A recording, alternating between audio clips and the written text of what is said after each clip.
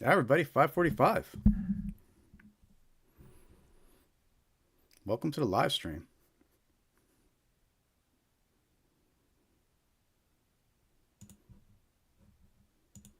We're going to start in a couple minutes here. Give everybody a moment to join. In the meantime, hit that thumbs up, give us a like, say hi in the chat, let us know you're watching.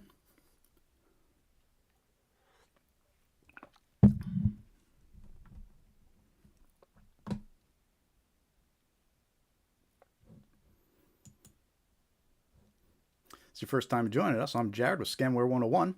We're going to be starting the live stream in a couple minutes here. Just give everybody a chance to join. But we do these live streams every Thursday with the mission to spread awareness of common scams so you can protect yourself, protect your loved ones from becoming a victim of these scammers. So we're waiting for everybody to join us here. Just hit that thumbs up, give us a like, say hi in the chat, let us know you're watching.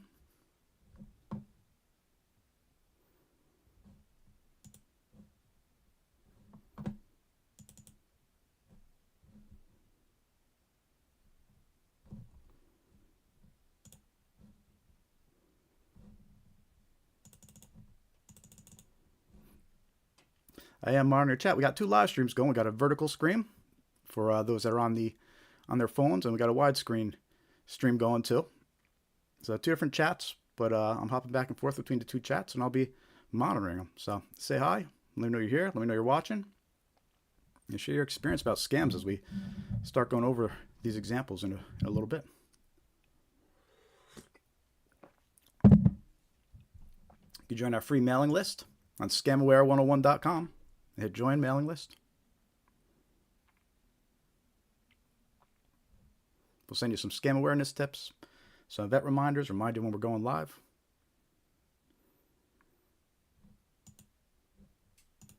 Put on my fan here.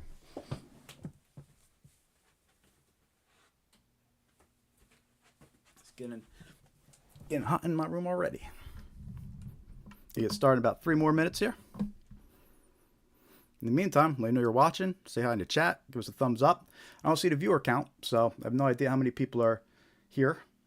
So I only have the chat to judge by. Get started in about 3 minutes. And we're going to go over 20 different types of scams this evening. We're also going to go over some red flags to help you identify when you're talking to a scammer. We're going to show you a ton of examples too. We got email examples, phone call recordings, text message, screenshots. We even have some snail mail scams to show you. What's up, John? Welcome to the chat. Good to see you. We'll see how the lagging goes on this stream. So far, so good. Just start in about 2 minutes here. Click that like button. Let's see if we can spread awareness, get some more people in the live stream. Hit that like button, say hi in the chat, give us some engagement. Hit that heart, some reactions. Trying to put something good out there. You start in 2 minutes. Need to get a timer, a countdown timer.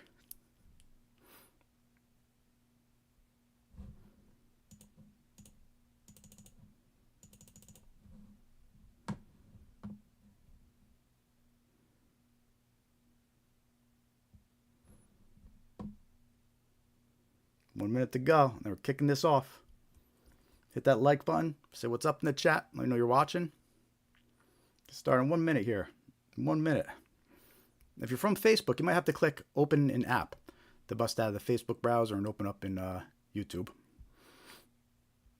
If you're wondering why you're not logged in or why you can't click anything, it might be from that Facebook browser.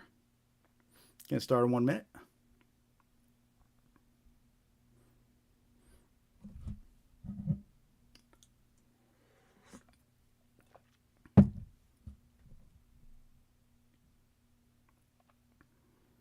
Start in 1 minute, less than a minute to go.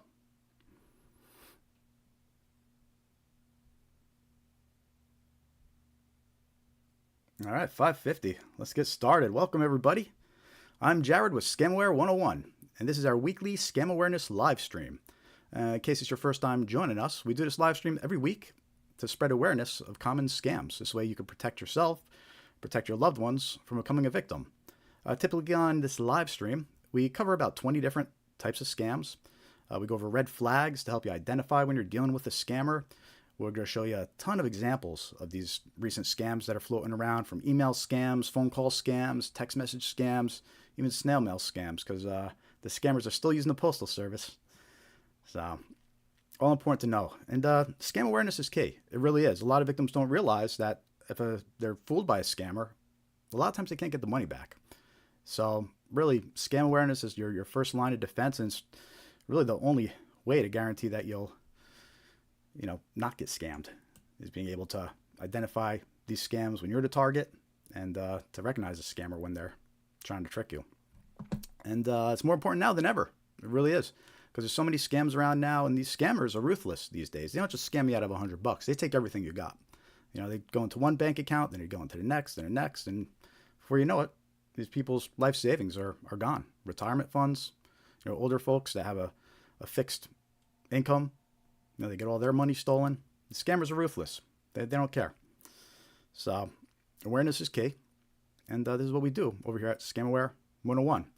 Create some scam awareness videos. We do our scam awareness live stream. You can follow us on all your favorite social media platforms. We're constantly creating new content for social media. And we have a free email list that you could join, where we'll send you some scam awareness tips and send you reminders about when we're going live or other events that we're having. So you can join our free mailing list on scamaware101.com. And we won't abuse the privilege, I promise. You could unsubscribe at any time. And also make sure to follow us on social media. If you're here from Facebook, we need some more follows on Facebook. So take a minute, hit that follow button, help us out. We want to do the live stream on Facebook, but we need to get more followers on Facebook. So, and that's what we do over here at ScamAware 101. So with that said, let's jump into some common scams and get going, right? So if you encountered any of these scams, please let us know in the chat. We want to hear your experience. And say hi in the chat anyway. Let us know you're watching. Put your questions in. I'll do my best to answer. And hit that like button if you haven't yet. Let's see if we get this live stream filled up today. So on that note, let's jump into some of these scams, some examples, and make you aware of what's going on here. What scams to watch out for. And the first scam we're going to start with this evening is arrest warrant scams. Right? So an arrest warrant scam is when a victim is contacted by a scammer impersonating law enforcement. The scammer claims an arrest warrant was issued and fines must be paid to resolve it. The scammer then threatens the victim with arrest if the fines aren't paid immediately. Right? And this scam is extremely common right now. There's lots of warnings coming out of local law enforcement agencies, lots of warnings coming from sheriff's offices, because this type of scam, the scammer is actually impersonating police. A lot of times they impersonate the sheriff's office, and they'll call their victim on the phone, and the caller ID will actually show the sheriff office's phone number, right? So that's key. You're going to hear me mention that a lot during this live stream this evening, is that the caller ID can be manipulated by scammers. Always remember that. Just because your caller ID says that it's somebody, it doesn't mean that it is. We know that scammers are actively manipulating the caller ID. We know that when they call and they impersonate a law enforcement agency or a sheriff's office, we know the caller ID has been showing the phone number of the sheriff's office. All right, so you can't trust the caller ID. You have to hang up and you have to reach out directly to verify. All right, you really can't trust who's calling you, even if the caller ID supports who they're saying it is. Again, we're going to talk about that a lot as we go through more of these scams, because we're seeing that happen a lot with these impersonation scams. But anyway, let's get back to these arrest warrant scams. So the scammer calls the victim. They tell them that there's an arrest warrant out, or that there's going to be an arrest warrant out. A lot of times they'll say that the victim missed jury duty, and that's why an arrest warrant is being issued. And the whole way the scam works is they try to scare the victim. Look, you got to pay now, otherwise we're going to send our deputies over there and we're going to arrest you right now. And that can be scary. And that's what a lot of scammers rely on, which you'll also notice as we go over to scams. They rely on fear. They want to scare the victim into reacting quickly and not thinking it out. They want to get the money as fast as possible from the victim. The other thing with these arrest warrant scams is the scammers are providing fake paperwork that looks legit. but they'll provide fake paperwork to make it look like there's really an arrest warrant being issued. So be aware of that as well. You always have to, if someone reaches out to you over the phone and they're claiming there's an arrest warrant issued, claim you got to pay fines, hang up. Hang up, and then reach out to the organization directly if you're concerned that it's real. All right? But don't continue dealing with the person on the phone because you have no way of knowing if that person on the phone is actually who they say they are. And that's why scam awareness is important. Now that you're aware that arrest warrant scams are a thing, if you get one of these calls, you're more likely to stop, wait, I know that this is a scam or a scam that's going around. Let me reach out to the organization directly and find out if there's really an arrest warrant out. All right, so watch out for these arrest warrant scams. We did a video about this on our YouTube channel, so if you don't subscribe yet, hit that subscribe button. A lot of scams we're going to go over this evening. We have videos about on our YouTube channel. A lot of the examples we're going to show you are in those videos as well. So later on, you can go and share those videos with loved ones, or if you see a scam that we're talking about here, some examples, you can usually go find a video we did that also has those examples too. So, but yeah, arrest warrant scams. Watch out for them. They're very real. They're very common right now. You can't trust the caller ID. Right? Somebody calls you saying there's an arrest warrant. You could be polite. You could say, what organization is it with? They'll tell you the organization. Okay, I'm hanging up. And then reach out to the organization directly. All right. And that's kind of the theme of the evening is you can't trust unsolicited phone calls. You can't. You have to hang up and you have to verify. Even if the caller ID looks like it really is who says it is. So let me know in the chat if you've encountered this scam, if you've had someone call up and say that there's a arrest warrant out for you, or you missed jury duty. We're seeing a lot of these warnings about these scams, in the media, especially from local law enforcement and police departments. So that's an arrest warrant scam, sometimes referred to as a jury duty scam, because again, they'll say you missed jury duty a lot of times. And that's the first scam of the evening. We've got about 19 or 20 more to go. So we got a good evening ahead of us. We're going to go over some red flags in a little bit too. All good stuff, all important to be aware of. Just hit that like button. Make sure you hit that like, say hi in the chat, let us know you're watching.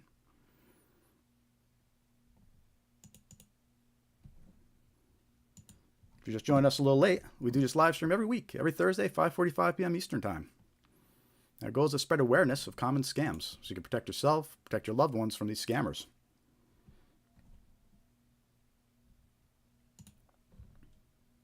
You join our free mailing list on scamaware101.com. You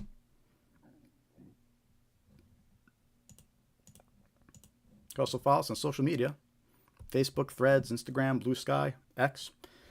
So we're Scamaware101 on all social media.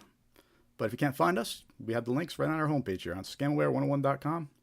Halfway down, we have a link to our Facebook, our Threads, our Instagram. We're most active on Facebook, though, so definitely follow us on Facebook. And we appreciate any likes and follows and subscribers. Also, we recently added a donate QR code to our live feed that you probably see on our screen here. So you scan that QR code if you want to help out financially. We appreciate it.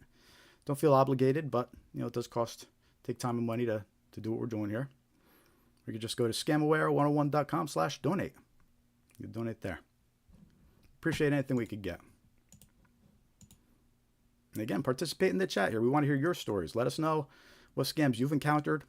What kind of email scams are you getting? I know we're all getting email scams, right? We'll be talking about plenty of those tonight.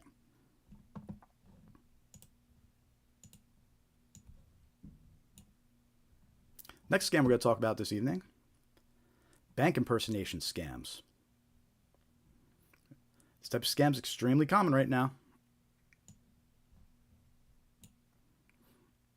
And the way these bank impersonation scams work is scammers call up their victims or send a text message to their victim or an email to the victim even, and they impersonate the bank. And usually they'll claim that there's suspicious activity under a victim's account. The victims are then tricked into withdrawing and transferring funds to the scammers. When these scammers call you impersonating the bank, the caller ID might even display the bank's phone number. Right? We mentioned that about arrest warrant scams, but it's true for bank impersonation scams. We know for a fact that these scammers that are calling up and impersonating banks, they're showing the bank's phone number on caller ID, even though it's not. So always be extremely suspicious of anybody calling you or texting you or sending emails claiming to be from the bank. Here's an example of a bank impersonation scam. This is a text message, but it's a scam. It's impersonating TD Bank, and it's claiming that there was a transaction on your card. And there's an interesting story that comes along with this example. This example was provided to me by a friend of mine. And right before she received this text message, she got a phone call as well. And the phone call displayed TD Bank's phone number on the caller ID. She didn't answer. She didn't answer the phone. And immediately after, she got this text message. So it's important to realize that the scammers will go to some lengths to get a hold of you. They'll try on the phone first. Then they'll send you a text message after. Right? They're persistent. There's a few ways you could tell that this text message is fake and not really from the bank. And we actually called the bank to confirm these red flags. But the first red flag is that it doesn't indicate the account, right? If this had really been from your bank, it would have at least had the last 4 digits of the account. It would have had some kind of reference so you knew what account the text message was referring to, right? So it was missing an account number or last 4 digits of account number. So that was red flag number 1. The other red flag is, as you can see, this text message came from an actual phone number. See at the top here? So it came from an actual phone number, whereas if this had been from your bank, it would have actually came from one of those short code phone numbers. And what I mean by that is sometimes you get those text messages and they're only from like a 5-digit phone number, not from a full phone number, right? It's like a short code, right? If this had been from the bank, it would have been from a short number, like a 5-digit number instead of a phone number. So that's another indicator that's not from the bank. And the third one is you can notice the capitalization is off, right? The T in transaction is capitalized, the R in reply is capitalized, the N in not is capitalized. So that's a red flag too. When there's spelling errors or grammar errors or there's capitalization is off, those are all things where it's like, wait a minute, this doesn't look legit. So those are all red flags. You know, unfortunately, scammers are using AI these days. So it's going to be less and less common to see spelling mistakes and grammar mistakes and capitalization mistakes because they're just using AI now. But when you do see those kind of mistakes, it is a red flag that it's not from the bank. And again, she received the phone call before receiving this text message, and the caller ID showed the bank's phone number, but it's not the bank, right? So be aware of that. Bank impersonation scams are a big problem. You know, like I said, we're getting text messages that impersonate the bank. We're getting phone calls that impersonate the bank. And I mean, we all get plenty of emails that claim to be from the bank, you know, trying to trick you into clicking fake links and going to phishing websites. They're going to steal your information. So if someone reaches out to you claiming to be from the bank, okay, great. You know what? I'll reach out to my bank. Thanks for letting me know. Hang up the phone. Hang up the phone, call your bank directly. And you have to do that. I can't stress that enough. You have to do that with phone calls. You have to hang up and verify yourself who you're talking to.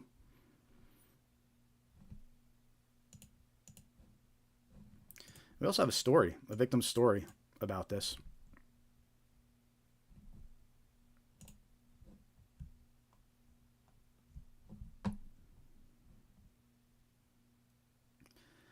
This was an article from, I believe, November last year. So fairly recent, right? And this poor woman from Connecticut, she got scammed, had her bank account drained by scammers after answering a trusted Wells Fargo number, right? So she received a phone call. She saw Wells Fargo's phone number on the caller ID, thought she could trust it. See, in her case, she says, I got a call from a Wells Fargo number saying that I had fraudulent activity on my account and that a random person was being sent money from Zelle. They told me to go onto my account and that I needed to secure my Zelle on my end by sending money that would go back to my bank account right after. But that was a lie. That was a lie, and they tricked her into transferring money out using Zelle. Which, by the way, that's another red flag. If somebody's calling you and they're telling you to transfer money out of Zelle, that's a red flag. Scammers like to use Zelle. So be aware of that. But anyway, this is just an example of how the victim got a phone call. They claimed to be with Wells Fargo. She looked at the caller ID. She thought she could trust the caller ID because it said Wells Fargo, and unfortunately, she fell for the scam. So the scammers are impersonating all different banks, whether it's TD Bank, Wells Fargo. It doesn't make a difference. They impersonate all different banks. And a lot of times, something to be aware of is the scammer might actually know who your bank is. So when they're targeting you, they know to use TD Bank or Wells Fargo, whichever the case may be. So just because someone calls, they claim to be with the bank, they know who your bank is, and the caller ID shows your bank's phone number, you still can't trust it. You got to hang up, call your bank directly.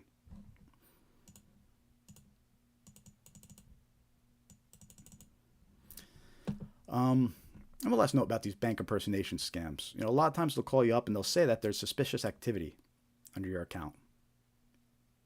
Be aware that that's a common narrative. A lot of scams we're going to go over, they kind of end up in that narrative where the scammer eventually, once they have you on the phone, they'll say somebody has your identity, somebody has access to your bank account, you need to transfer the money so it's safe. All right, but that's their scam. That's how they fool victims in transferring money. They make them think that their money's not safe in the bank account.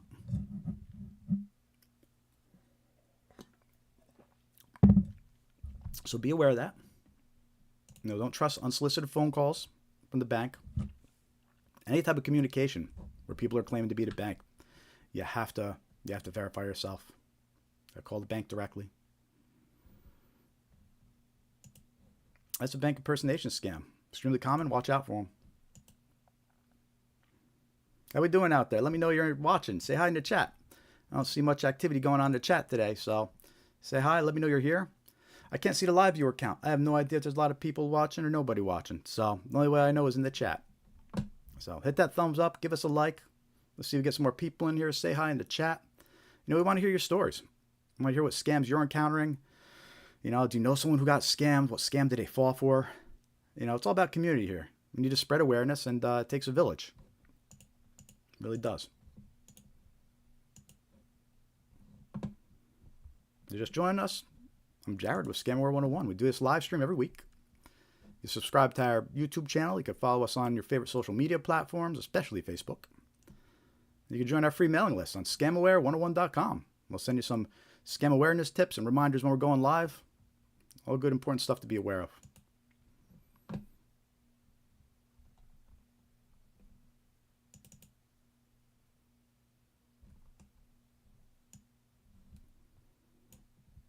No, give me 1 sec. I gotta turn the AC down.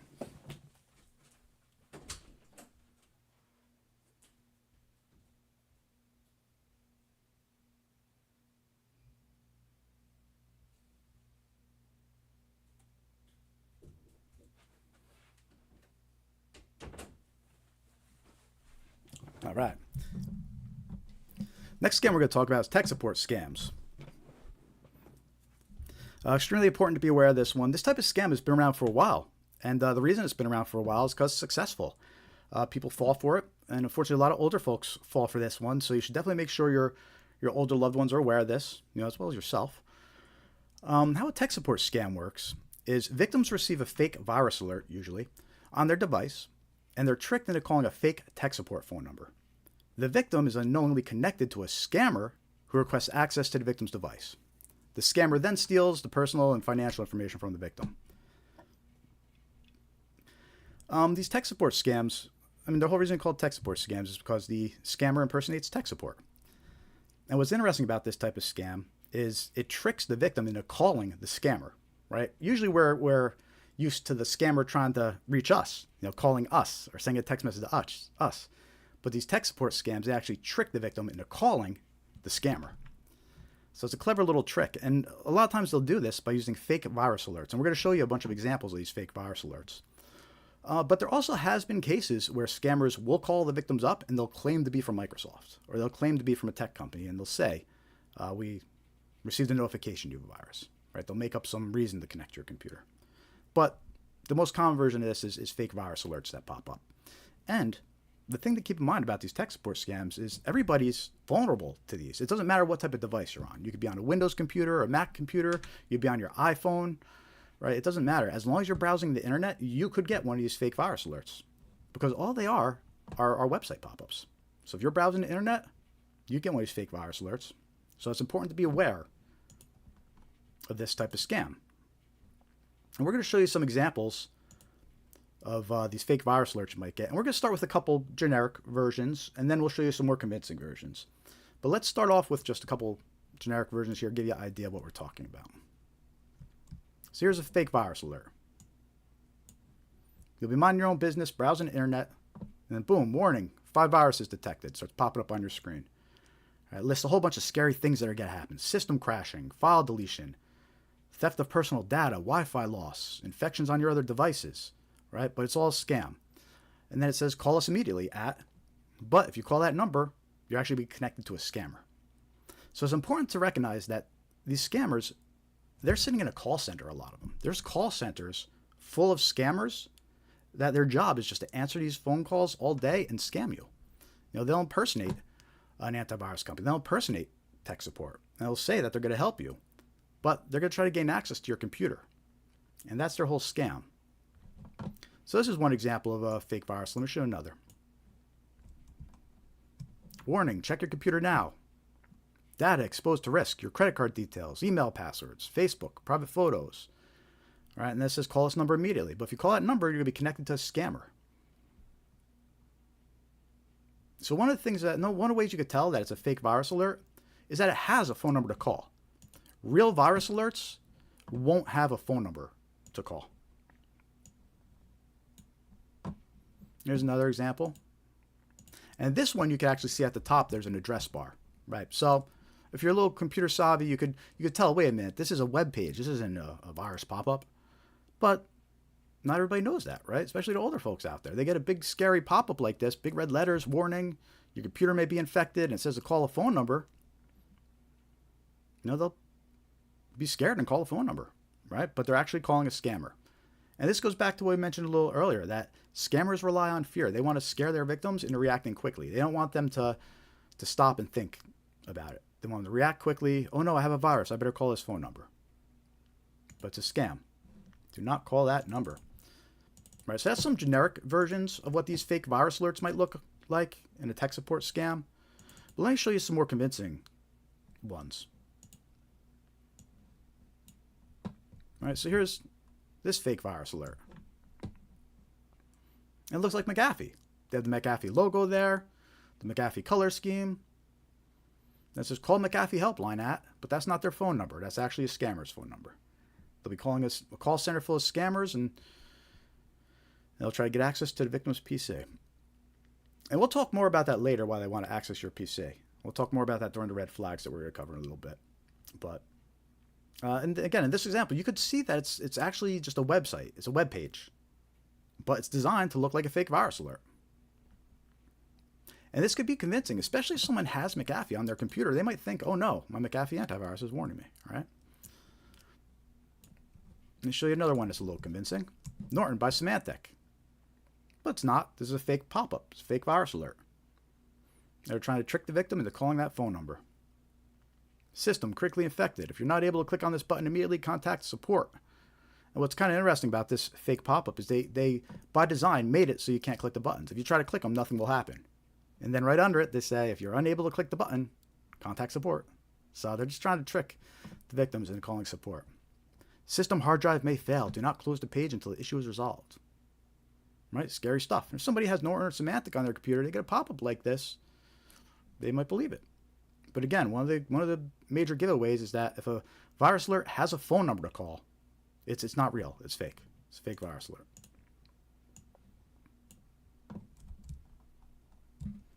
Another example of fake virus alert. This one impersonates Windows Defender. Right? They got the Microsoft logo there.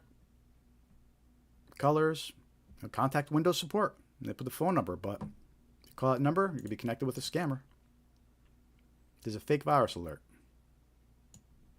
Let me show you one more. There's another one that impersonates Windows Defender. Has the Microsoft logo. Access to his PC has been blocked for security reasons. That's scary stuff. And it says contact Windows support. Has a number there. But again, you call. It's not going to be Windows support. It'll be a scammer impersonating Windows support. And they're going to try to access your computer and steal your financial details.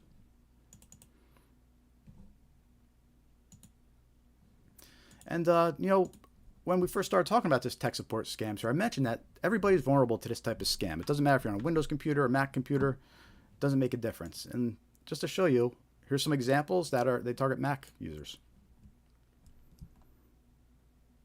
All right. Virus found. Your Mac computer has 13 infections. Has a Safari logo there. Data at risk. Your credit card details, your email password, Facebook. Your webcam could be remotely accessed by hackers. Scary stuff. All right, so you're sitting there minding your own business, browsing the computer, and then suddenly, boom, you get virus found. Call this number. No, it's scary. It can scare a lot of people. But if you call that number, you'll be connected to a scammer.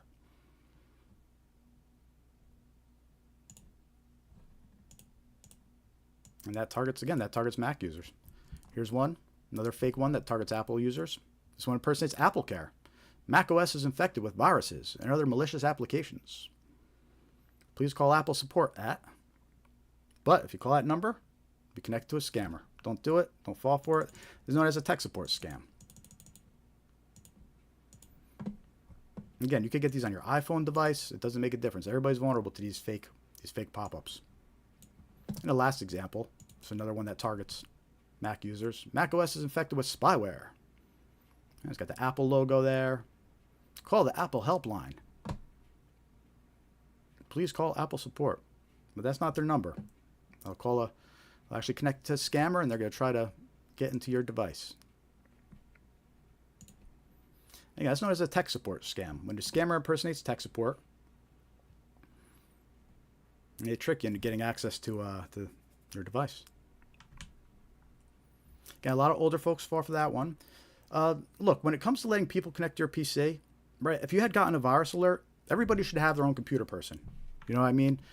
Meaning that it should be whether it's your local repair shop or that family member that's good with computers, or maybe the person at work that's a tech support person, right? So if you ever got a virus pop-up or some kind of alert on your computer, it shouldn't even cross your mind to call the number on the screen, because you already have your computer person. You already have the person you're going to reach out to and let work on your computer, right?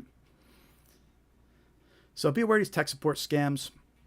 Again, extremely common. They've been around for years, but that's because they work. People fall for them. They get the big scary virus pop up and they let the scammer onto their computer.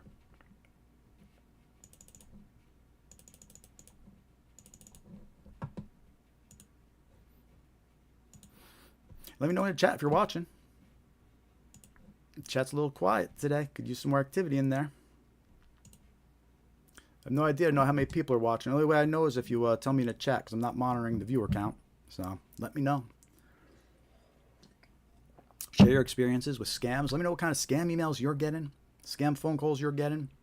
You know, if you stick around for the rest of the live stream here, I'm sure we're going to cover some scams that you're getting targeted with. Again, if you just joined the live stream, I'm Jared with ScamAware 101. We do this live stream to spread awareness of scams. Common scams, protect yourself and your loved ones from. If you like what we're doing here, we're trying to put something good out into the world, right? So if you like what we're doing, hit that thumbs up, hit that subscribe button. Help us spread awareness.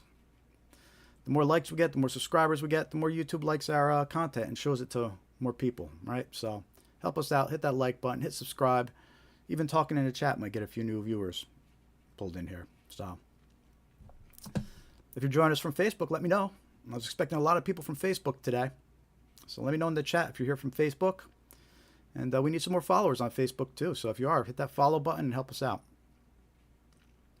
If you came here from Facebook and you're having trouble hitting the thumbs up or talking in the chat, it might be because you opened in a Facebook browser, right? So if you see a button that says open an app, hit that button. And then the live stream will actually open up in YouTube and you'll be able to comment and hit the thumbs up and help us out. Join our free mailing list, scamaware101.com. Hit join mailing list. We'll send you reminders when we're going live. Send you some scam awareness tips. All good stuff.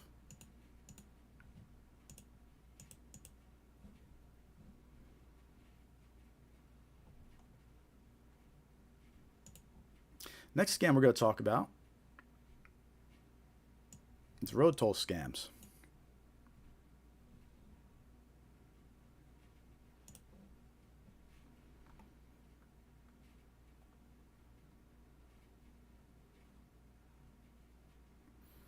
There's so many examples of these road toll scams to show you too.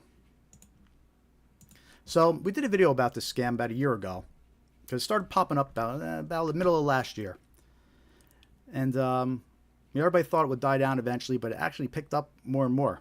And there's so many different versions now of these road toll scams, these unpaid road toll scams. And basically what they are is scammers impersonate road toll services like EasyPass, SunPass, Fast Track, and they claim that an unpaid toll is due.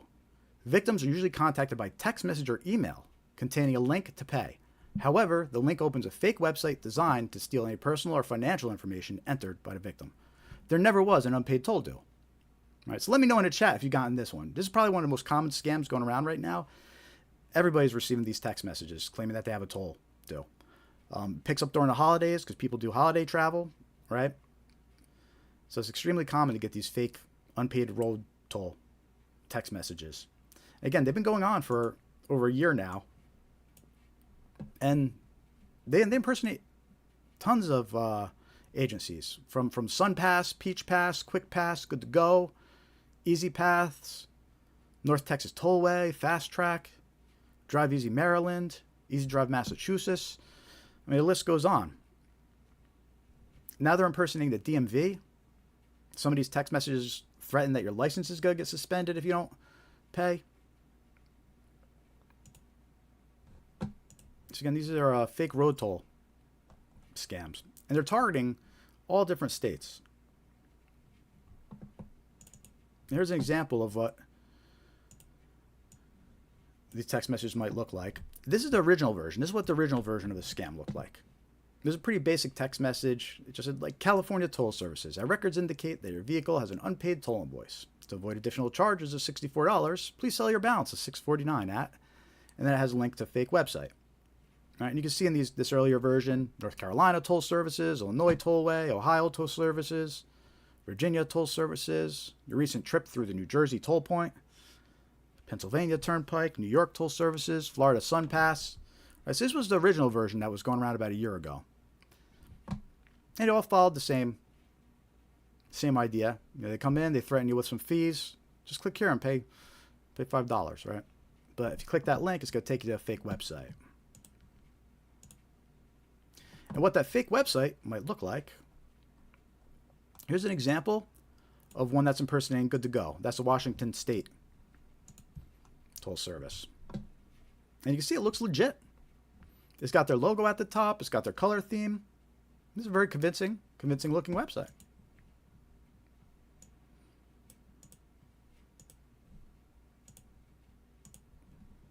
So someone could fall for this. And they come to the website, they click pay, and that takes them to this page to steal their credit card details. That's just one example of what the website might look like. So you can't trust these links that come in through a text message. Never trust unsolicited links. If you're concerned they actually owe a toll, go directly to the agency's website or check the app on your phone.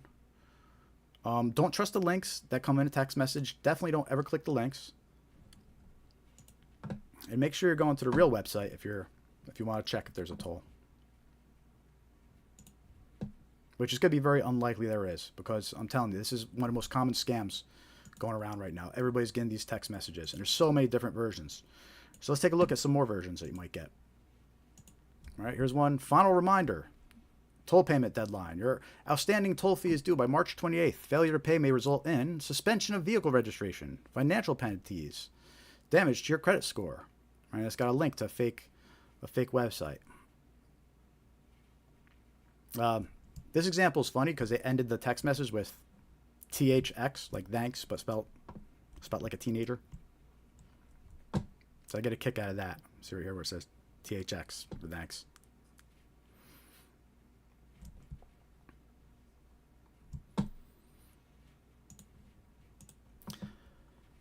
There's another example.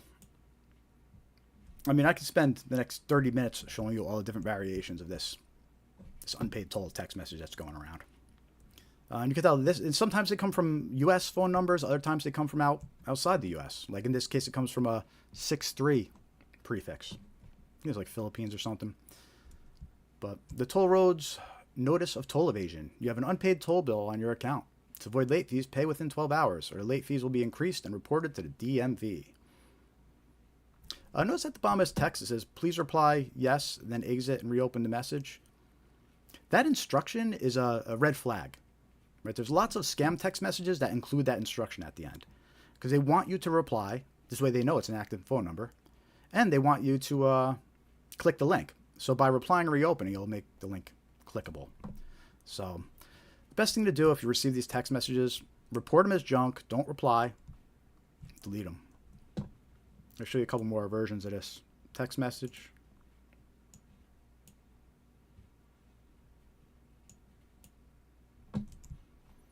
Pay your fast track lane tolls by January 24th to avoid a fine and keep your license.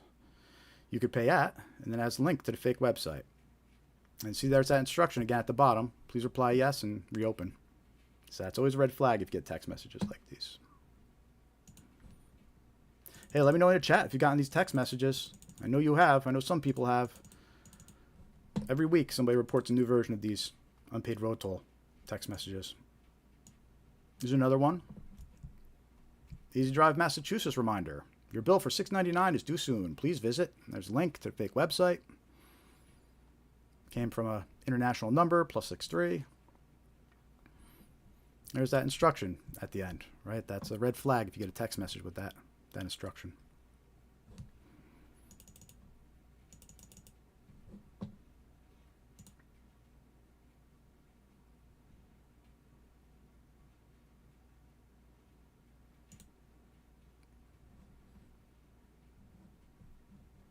So that's a fake road toll scam. Oh, you know, let me show you something else too. There's even been cases where a text message would come in and it has an attachment.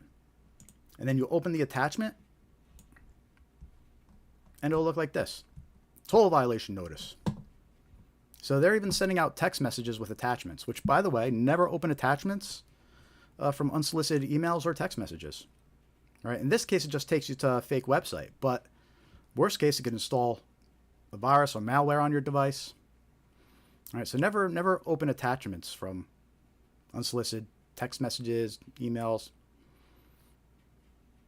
But yeah, this is the version of the attachment that goes around too. Toll Enforcement Authority.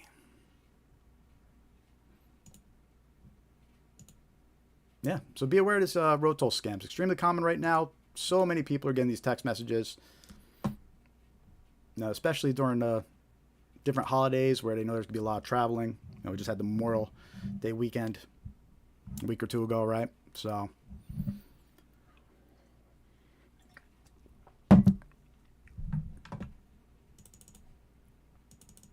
what's going on here in the chat? Nobody's participating. Say hi in the chat. Let me know you're here. Let me know you're watching.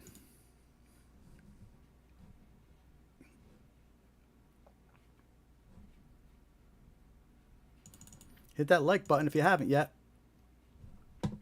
We count on your likes and your subscriptions to help spread awareness of our content here.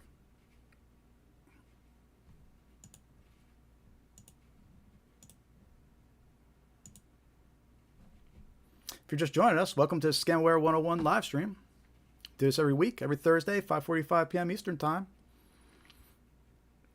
And our goal is to spread awareness of common scams so you can protect yourself, protect your loved ones from becoming a victim.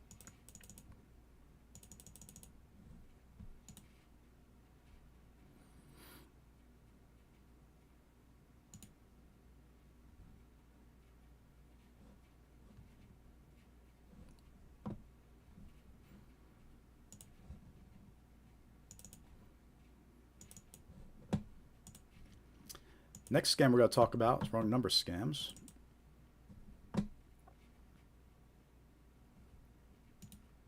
Before we do that, check out our website, scamaware101.com, and join our free mailing list. Just go to our website, click join mailing list. We'll send you some scam awareness tips, some reminders when we're going live. All good stuff. You can also follow us on social media, Facebook, Threads, Instagram, X, Blue Sky. That's Scamaware 101. And you can also find links to each page on our website here.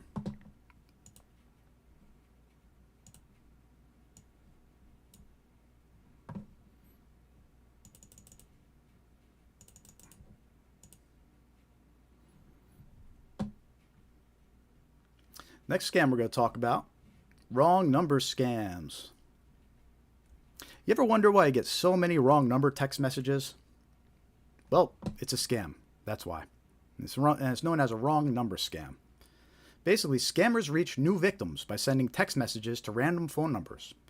When someone replies wrong number, the scammer attempts to continue the conversation and build trust with the victim. As trust is gained, this type of scam evolves into a romance or pig butchering scam that ultimately steals money from the trusting victim. We did a video about this scam. It's actually our most popular video. It's almost got 99,000 views, which is amazing. I wish all our videos got that many views. But yeah, let me show you some examples of these wrong number scams. Hey, Dave. Welcome to the live stream. Thanks for saying hi in the chat. It's pretty quiet so far this evening. Trying to get some more people in here. Hit that like button.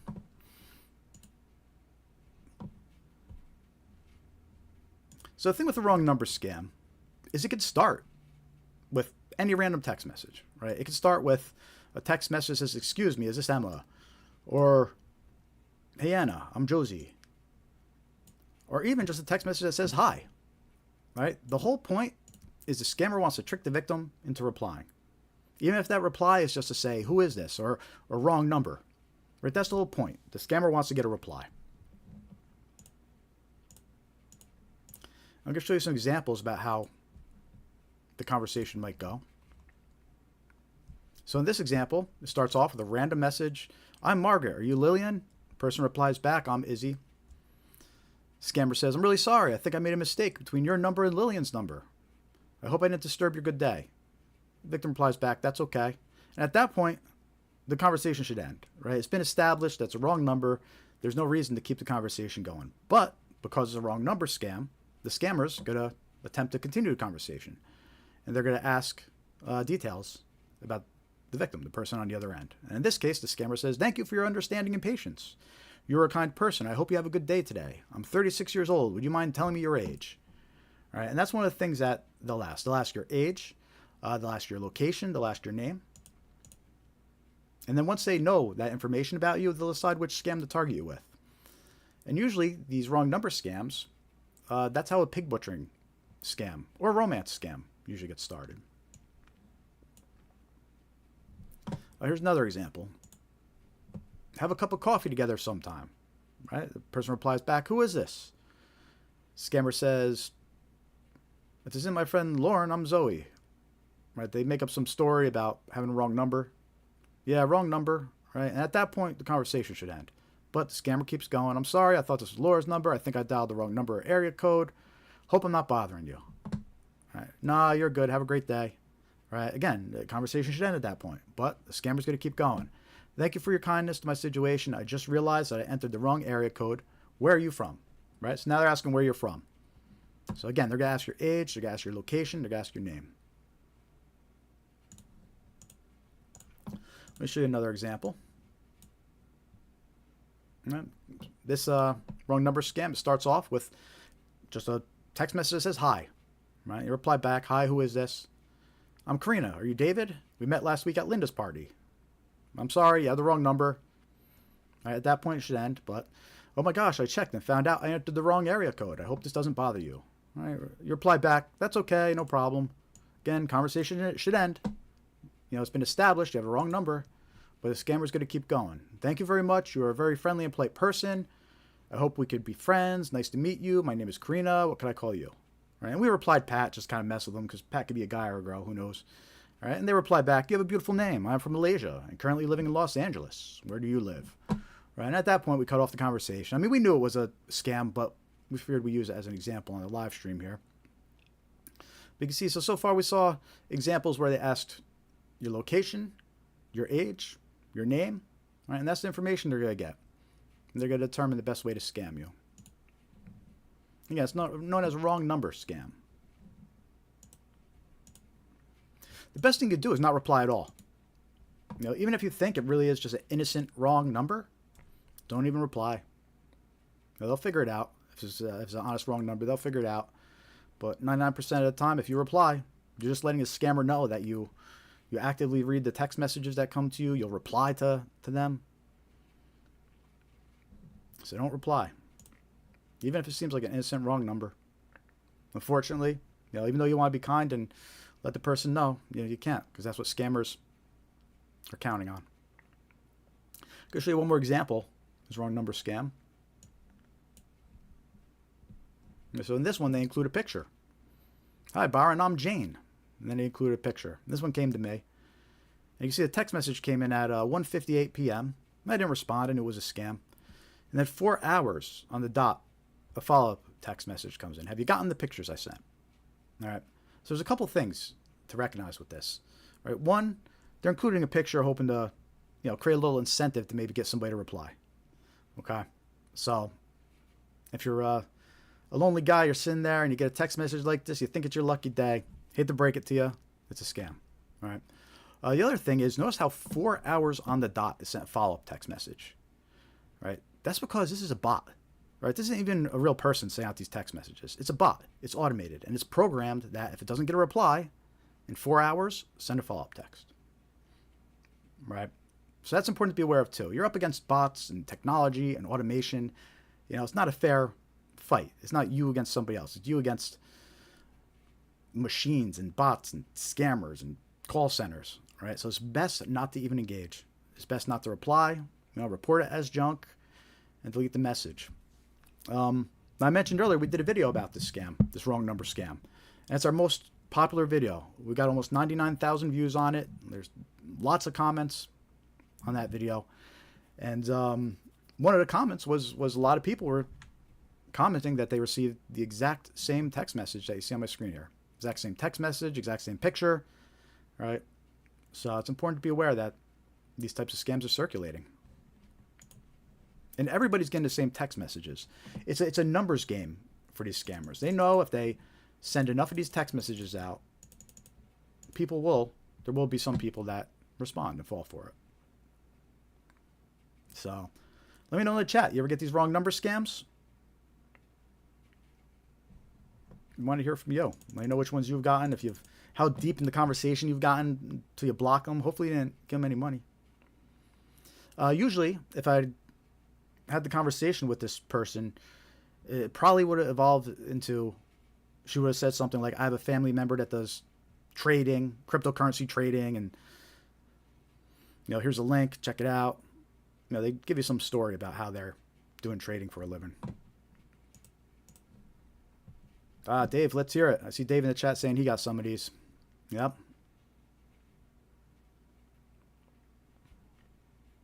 Wrong number scams, extremely common.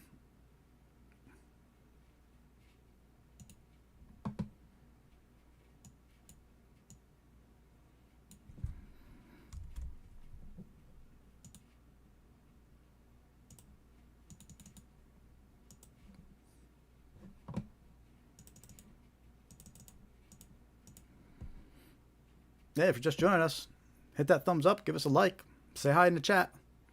And even if you didn't just join us, if you're here and haven't hit that like button yet, hit that like button. Come on, help us out. Let's spread awareness. Oh man, Dave, you got the same photo, huh? Yep, that was a common one. A lot of people said they got the same photo. Apparently Jane gets around, huh?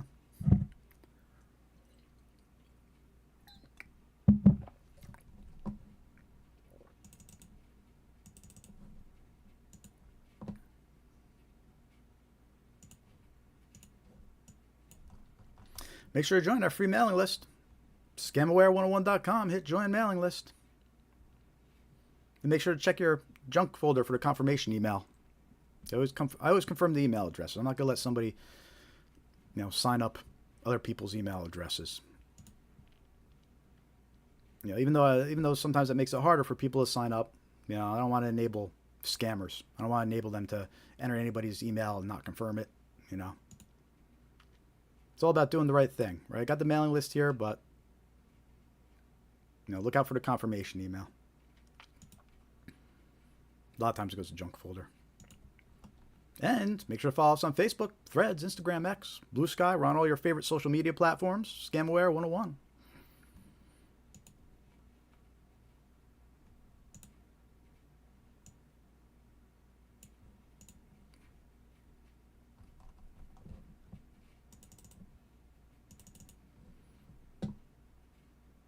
right, so we just went over about 5 or 6 scams. Got over 20 to go over tonight, so plenty more to come here.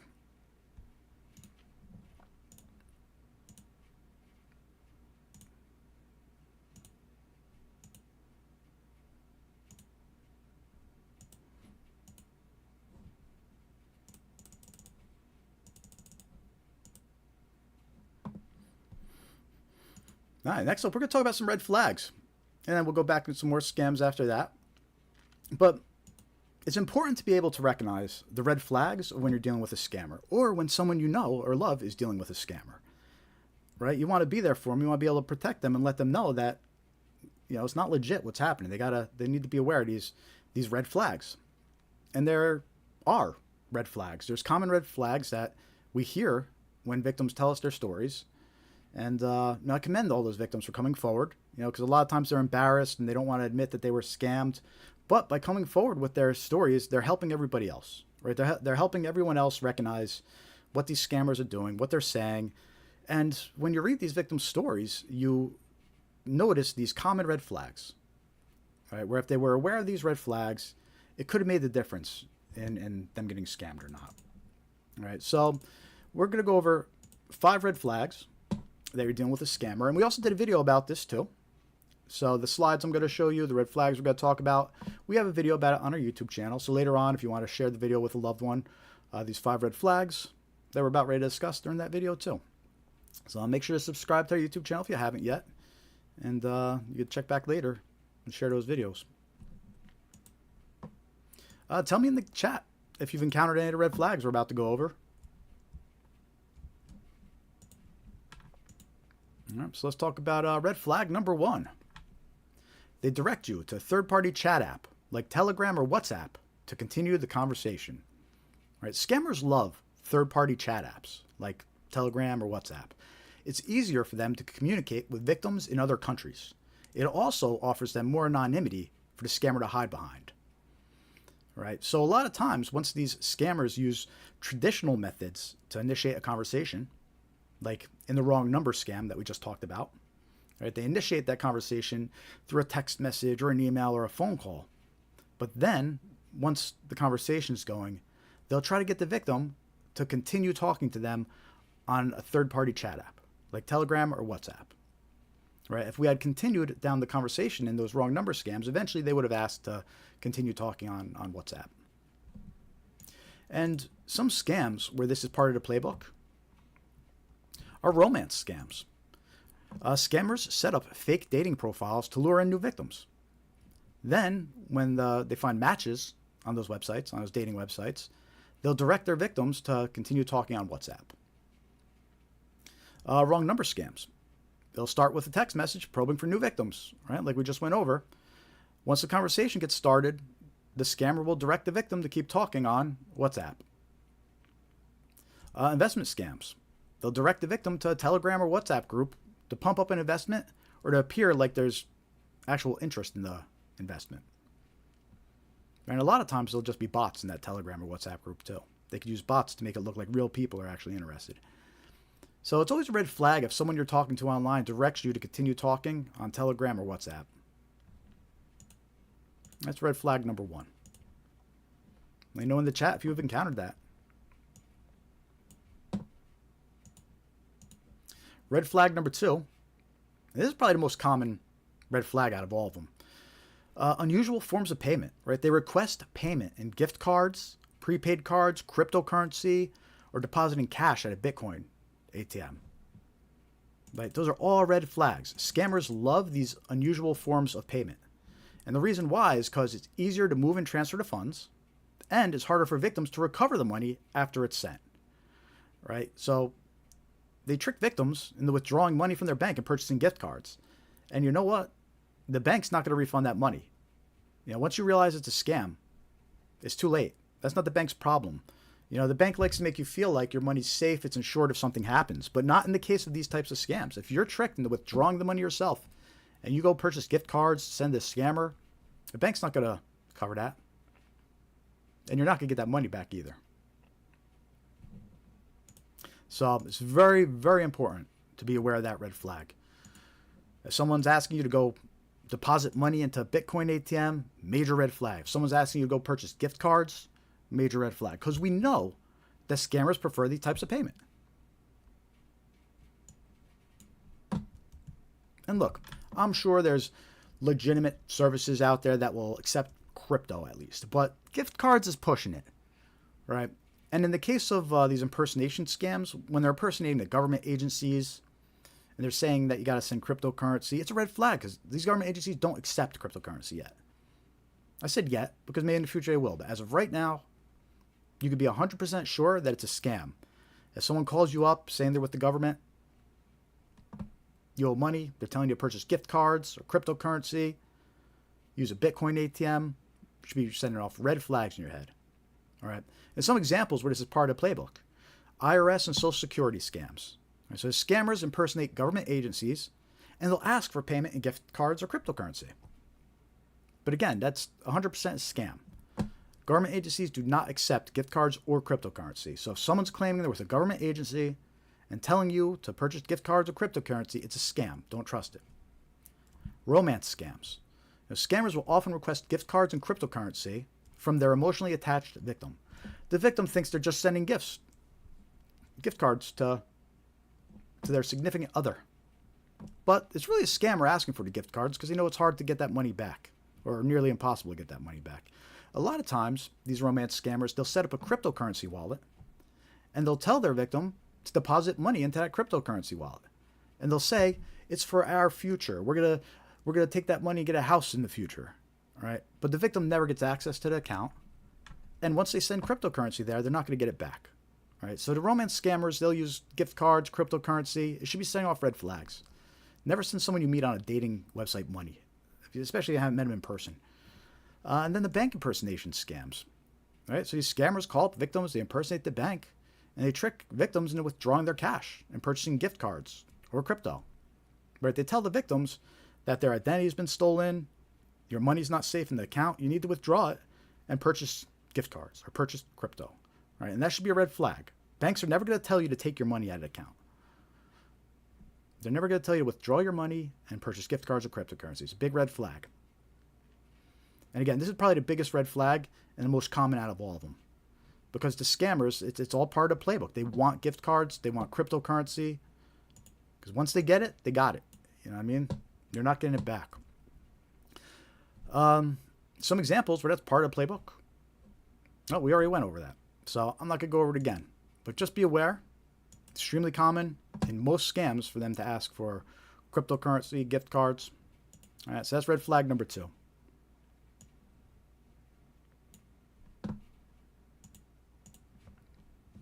Red flag number 3. Again, let me know in the chat if you've encountered these red flags. Guys are too quiet out there. I know more people got to be watching here. Say in the chat. Let me know you're watching. Hit that thumbs up. Give us some reactions. Don't be shy. The more engagement we get in the chat, the more YouTube will show our content, right? And that's the goal. We want to spread awareness about these scams. We're trying to put something good out there, and you could help by engaging in the chat, hitting that thumbs up, subscribing. Let's talk about red flag number 3. They ask you to provide a code that was sent to your phone via text message. This scam is extremely common on marketplace type websites like Facebook Marketplace or Craigslist. And basically why someone would send this text to you and want you to give them the code back is they're actually trying to open an account attached to your phone number. Or they're trying to log into one of your accounts that's attached to a phone number. Right? Or they're trying to reset a password that's attached to one of your accounts. Right? And your phone's getting the code. And they're trying to trick you by saying, hey, I'm just sending a code to verify who you are. But they're actually trying to do something that's associated with your phone. And they're tricking you into giving them the code that's going to allow them to do it. Right? So if you're dealing with somebody and they're telling you to provide a code that they send you, don't do it. That's a red flag. There's never a reason individuals should be saying they're sending you a code to the phone. Some scams where that's part of the playbook. Right? Account login attempts. Right? The scammer could be trying to log into one of your accounts. Your phone's getting sent a code. And if you give that code to the scammer, you're allowing them to access your account. Password reset requests. Right? The scammer could be trying to reset one of your passwords.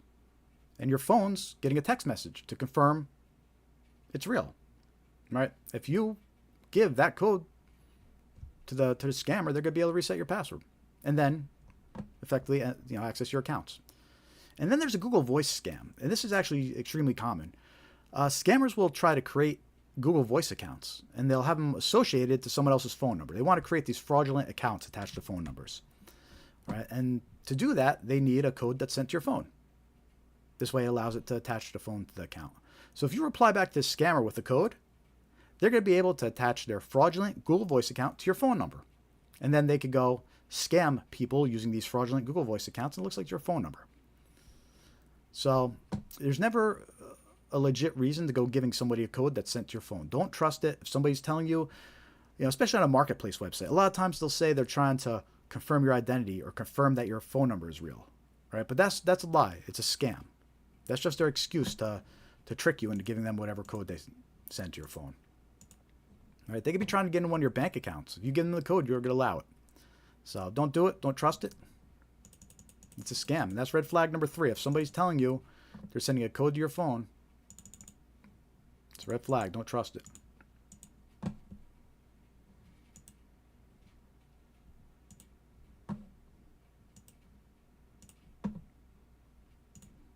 If you just joined us, we're going over 5 red flags that you're dealing with a scammer. And then we're going to be going into some more common scams to make you aware of, share with you, so you can protect yourself, protect your loved ones. And please, let me know in the chat you're watching. I don't see how many viewers there are. I don't know if there's a lot of viewers or not. The only way I can judge it is by the activity in the chat. So let me know you're watching. Hit that thumbs up. If you're coming here from Facebook, you might be stuck in the Facebook browser. So if you see a button that says open an app, hit that button. And it'll actually bring it to the YouTube stream. You can talk in the chat, hit the thumbs up, all that good stuff. So help us spread awareness. Give us a like, subscribe. We rely on you to help us spread awareness. Together, we can make a difference. Now, red flag number 4. They ask to connect your PC to assist or investigate an issue. Right? And we talked about this a little earlier when we were talking about tech support scams. Right? When you get the fake virus alerts, you call tech support. It's actually a scammer, and they're going to try to connect to your PC. All right, so why would a scammer want to connect to your PC? Well, it's a gold mine. And what I mean by that is they could steal your logins and passwords once they're on your PC. They could encrypt and steal your personal files, documents, and pictures that are on your PC.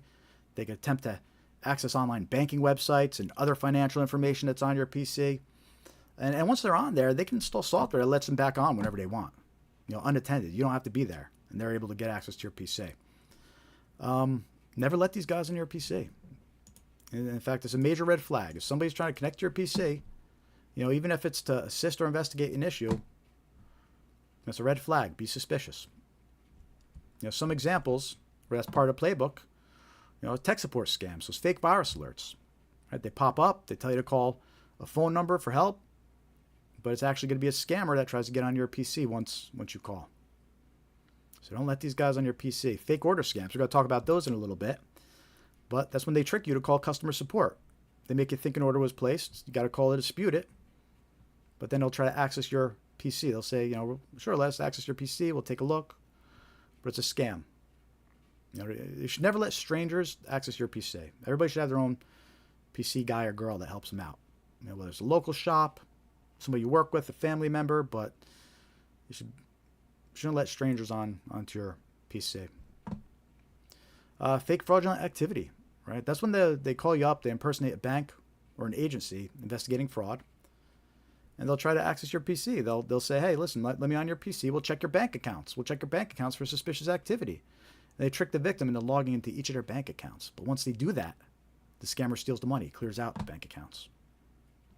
So never let these people onto your PC or device. And that's why we go over these scams. The more you are aware of these types of scams where they want to access your PC, the more likely you are to not let them. Like, wait a minute, I know this scam. That's why we try to spread awareness. We want to prevent them from even getting on your PC in the first place. Once they're on, you'll know what they did, right? They get on there. First thing they do is install software, lets them on again. So It's important to be aware so you can recognize these scams before getting to that point. The sooner you're able to recognize these scams, the better. That's why scam awareness is so important. Our last red flag we're going to talk about. Red flag number 5. They request that you keep the matter confidential or secret. It's extremely common for scammers to ask for confidentiality. They don't want you to discuss the situation with other people. The more people you talk to, the more likely you'll be told it's a scam, right? So they want to keep you quiet. They don't want you explaining what's going on or asking someone for advice because someone might know about the scam. And some scams where that's part of the playbook, where they tell you to, where they request you to keep it secret or confidential, are grandparent scams. We're going to talk about those shortly. But grandparent scams is when the scammer impersonates a relative and it says that they're in trouble and need money. They've been arrested, they need money, right? And they'll say the relative is embarrassed and ask you not to tell anybody, right? That's the request for confidentiality that they try to sneak in there. But it's a red flag. Even though it could be understandable and makes sense, the scammers know this. That's why they build it into their whole narrative, right? But they're asking you not to tell anybody. They say your relative's embarrassed, please don't tell anybody. But that's part of the scam. Investment scams. They'll tell you they have an inside tip and not to share it with anybody, or a price is just for you. Don't tell anyone. All right, but that's the request for secrecy. It's a red flag. Inheritance scams. Right? They mail letters impersonating law offices regarding an inheritance. And we have an example that we'll show you later in the live stream. But the letter will request confidentiality. Right? And that's the red flag. There's no reason you should have to keep that confidential. You should be able to talk to your friends and family about something like that. And then the fake fraudulent activity scam, right? It's when the scammer calls up impersonating the bank or an agency investigating fraud, and they'll request confidentiality because they'll say, if you tell anybody, you're putting the investigation at risk. And they might even threaten you. They might say that then you're responsible for hampering their investigation. So it could be a little scary. But that's how they request confidentiality in the case of that scam. So there should be a red flag if whoever you're talking to is requesting confidentiality or to keep something secret. So be aware of that. If you're with us, say hi in the chat. Let me know you're watching. Hit that thumbs up. All right, and if you just joined us, you missed a couple of those red flags. Just to summarize what those 5 red flags were, and plus we have a video about these red flags. So you go check out our video, same slides, share them with a loved one, let them be aware of these red flags. Notice when they're dealing with a scammer. But the 5 red flags we just discussed were: 1, they direct you to a third-party chat app like Telegram or WhatsApp to continue the conversation. It's always red flag when they're trying to get you onto a third-party chat app. Red flag number 2, they request payment in gift cards, prepaid cards, cryptocurrency, or depositing cash at a Bitcoin ATM. Right? If you hear the word Bitcoin ATM, gift cards, it's a major red flag. You need to stop and kind of reanalyze what's going on here. Red flag number 3, they ask you to provide a code that was sent to your phone by a text message. Very common scam, especially on marketplace websites. Don't trust individuals claiming they're sending a code to your phone and need you to reply. It's usually a trick. They're actually trying to get into your bank account or create an account that's attached to your phone number. Don't trust it. Don't provide codes that people say they're sending to your phone. It's a red flag. Red flag number 4, they ask to connect your PC to assist or investigate an issue. Right? And we talked about a couple scams where this is part of the playbook. And again, you always should have just trusted people access your PC. You shouldn't let strangers on over the internet who you don't know. For example, you get a fake virus pop-up that says to call a number. There's no reason to call that number. If you're concerned about it, call the person that works on your computer. Don't call that phone number. All right? Everybody should have a good computer guy or girl. And then the red flag number 5, they request that you keep the matter confidential or secret. All right? Extremely common. They don't want you talking to people because people might tell you it's a scam. All right? So they want to keep it confidential. They want to keep it secret, and that's a red flag if somebody's asking for that. And it says 5 red flags you're dealing with a scammer. And again, those are all common. We see those common threads when we hear the victim stories, right? If they're just aware of these red flags, they're bound to encounter one, and it should have been enough. So these red flags are key. They're important to know. Definitely watch and share that video that we have on our YouTube channel. Make sure your loved ones are aware. That's it for our 5 red flags a portion of this live stream. Right on schedule here.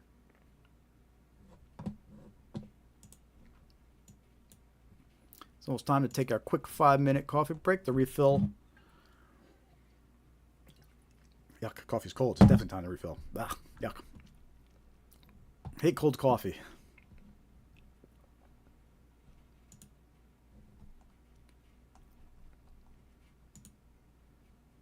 Yeah, if you're just joining, hit that thumbs up. Let us know you're here. Still got lots of good stuff coming up this year. We're going to go for at least another 2 hours.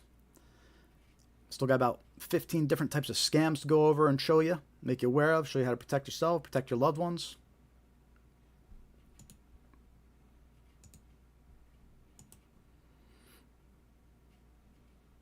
Yeah, and please let me know in the chat you're watching. I'm not looking at the viewer count. So the only way I know if anybody's watching is if you let me know in the chat.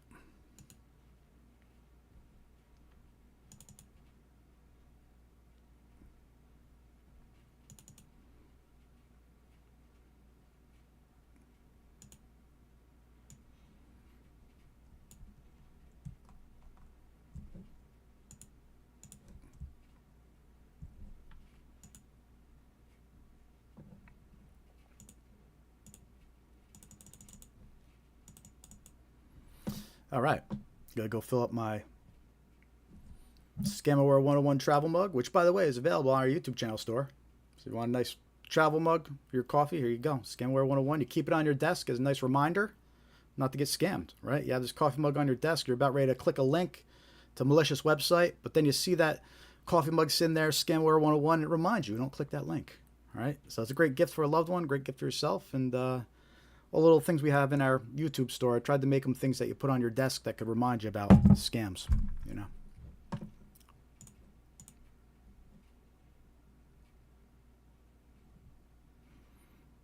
Now on that note, I'm going to go fill up my coffee cup. We'll be back in 5 minutes, and we're going to continue. We got lots of good scams coming up.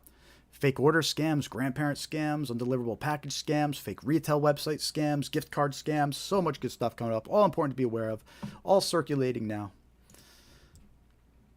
So make sure to stick around. Hit that thumbs up if you haven't yet. Say hi in the chat. And we're going to keep this party going in 5 more minutes once I get recaffeinated. So I'll be back shortly.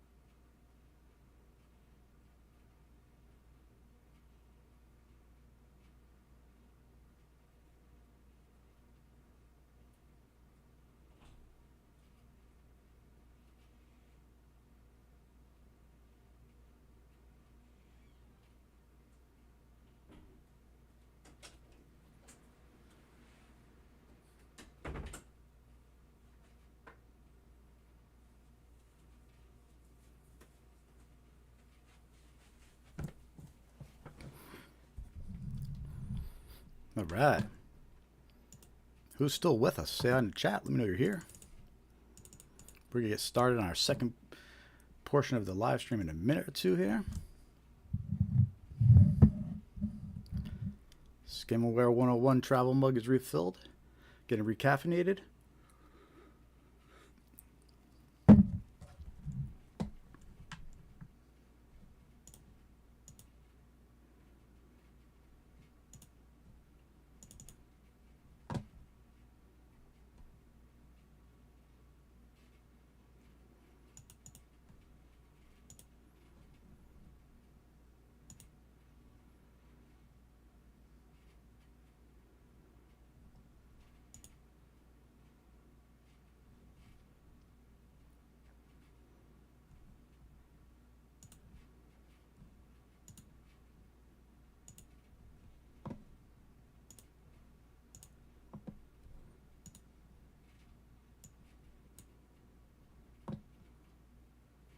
All right, everybody.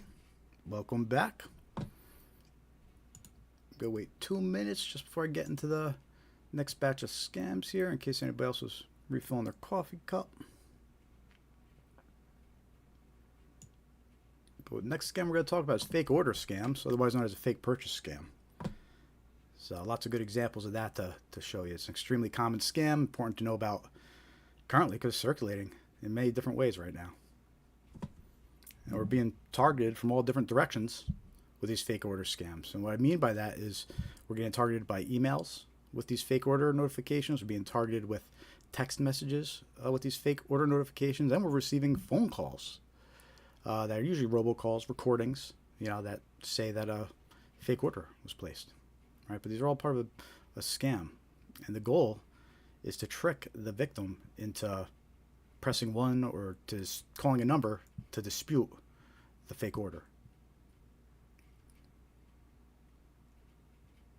But we're going to get more into that in a minute.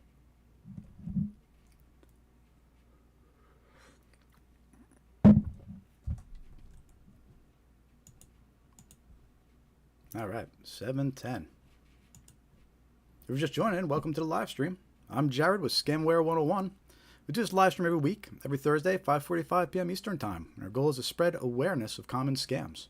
So on this live stream, we discuss over 20 different types of scams. We show you many, many different examples of each of the scams, all important to be aware of. And all the examples we show are pretty much all recent, all circulating within the year or within the past couple months, and extremely active. So there's more and more scams coming out. The scammers are using technology to automate them and spread them even more. So it's important to be aware. That's the main first line of defense is being aware of these scams. So you can recognize them and identify them before you fall for them and lose your money and become a victim, right? You might be able to recognize them so you can protect yourself, protect your loved ones. On the first portion of this live stream, we discussed some top 5 red flags that indicate you're talking to a scammer. And we also discussed about 6 different types of common scams. But we have many more to come up. We got 15 more scams to go.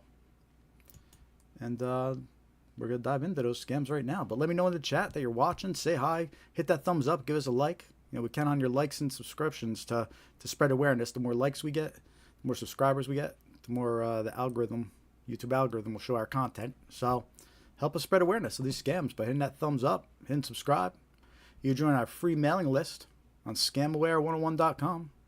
Just go to the website, click join mailing list. And you can also follow us on social media. Facebook, Threads, Instagram, X, Blue Sky. We're on all your favorite social media platforms as Scamaware 101. And if you can't find us, we have the links right here on our homepage. So follow us on your favorite social media, especially Facebook. We need to get our followers up. So if you're from Facebook or you have Facebook, look us up and hit follow. We're actually trying to get this live stream going on Facebook too, but we need more followers before it'll let us. So help us out. Give us a follow on Facebook, and we'll be getting this live stream going on over there too then. Say that in the chat. Let us know you're watching. And definitely let us know if you've encountered any of the scams that we're about ready to discuss or go over. We want to hear your experiences and what's going on with you. It takes a village to spread awareness of these scams. So anyway, let's keep talking about these common scams. This next one is a fake order scam, otherwise known as a fake purchase scam. And basically, victims receive a fake notification that an order was made under their account. When the victim calls to dispute the fake order, a scammer impersonates customer support and attempts to steal their personal and financial information. Right? And the thing about these fake order scams is we're being targeted from all directions. And what I mean by that is we're getting emails that are fake orders, trying to trick us into clicking a link or calling a phone number, right? Then we're getting these text messages that are fake orders, right? And they're trying to get us to call a phone number to dispute them. And then we're getting these phone calls, these robocalls with their fake order notifications, and they're saying press 1 to dispute, but you're actually going to get connected to a scammer, right? So it's important to be aware of what these fake order scams are, because they could be adjusted so much as well, right? So like the notification could say any product was ordered. It could say a PlayStation was ordered. It could say an iPhone was ordered. The whole point is it could say anything, because the victim didn't order it, right? And then they could impersonate any retailer. They could say that you placed an order with Amazon, you placed an order with Walmart, you placed an order with eBay, well, whatever. You could just, so like, it's a very adaptable scam that you kind of need to realize the overall concept with this, which is just like any type of order notification you get, right? Be suspicious of it. Always go verify. If you're concerned, go verify, right? And we're going to show you some examples. So let me start off with the text message version of this scam. And let me know in the chat if you've received this text message. Multiple people reported this scam to me.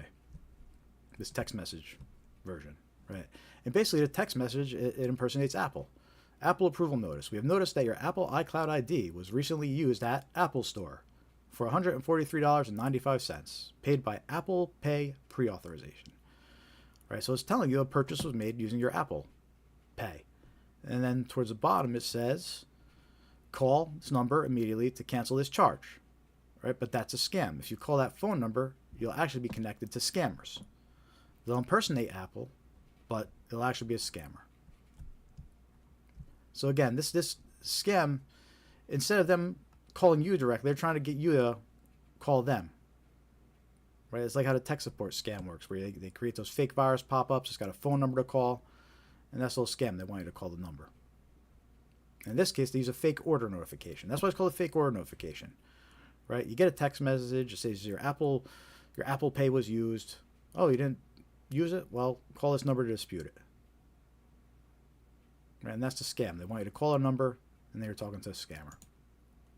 Right? So that's the text message version of this scam. But there's also the phone call version of this scam. I actually have two recordings to play for you. Two phone calls currently circulating, right? And they're examples of these fake order notifications. Okay, the first one, and by the way, sometimes my stream might get a little laggy when I play this. So if it does, just bear with me, and then I'll return back to normal here. But we'll see how it goes. So, but anyway, these are examples of two different phone calls that are fake order scams, right? And the first one that I'm going to play for you, it impersonates Amazon, and it says a MacBook Pro was purchased under your account. All right, so let's take a listen to this robocall. And again, the idea is they want to trick you into pressing 1 to dispute the order. They want you to think like, I didn't purchase that. They want to scare you, like, oh my God, $1,000 MacBook Pro. Right? They want to scare you into pressing 1 to dispute it. But you're going to be talking to a scammer. So let's take a listen. This call is to authorize the payment of $1,499 for the recent order of Apple MacBook Pro on your Amazon account. If you do not authorize this payment, please press 1 to speak to our customer support representative.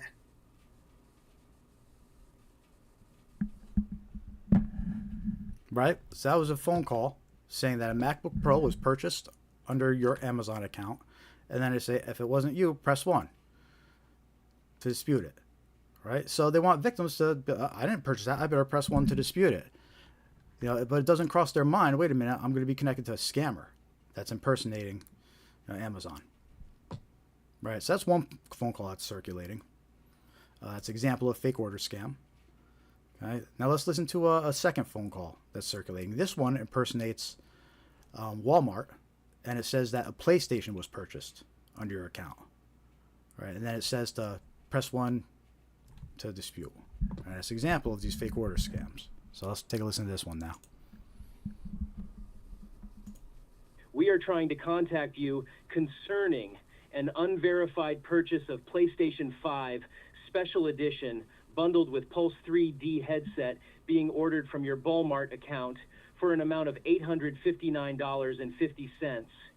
If you did not authorize this transaction or wish to cancel, please press 1 or return our call on same number at your earliest convenience.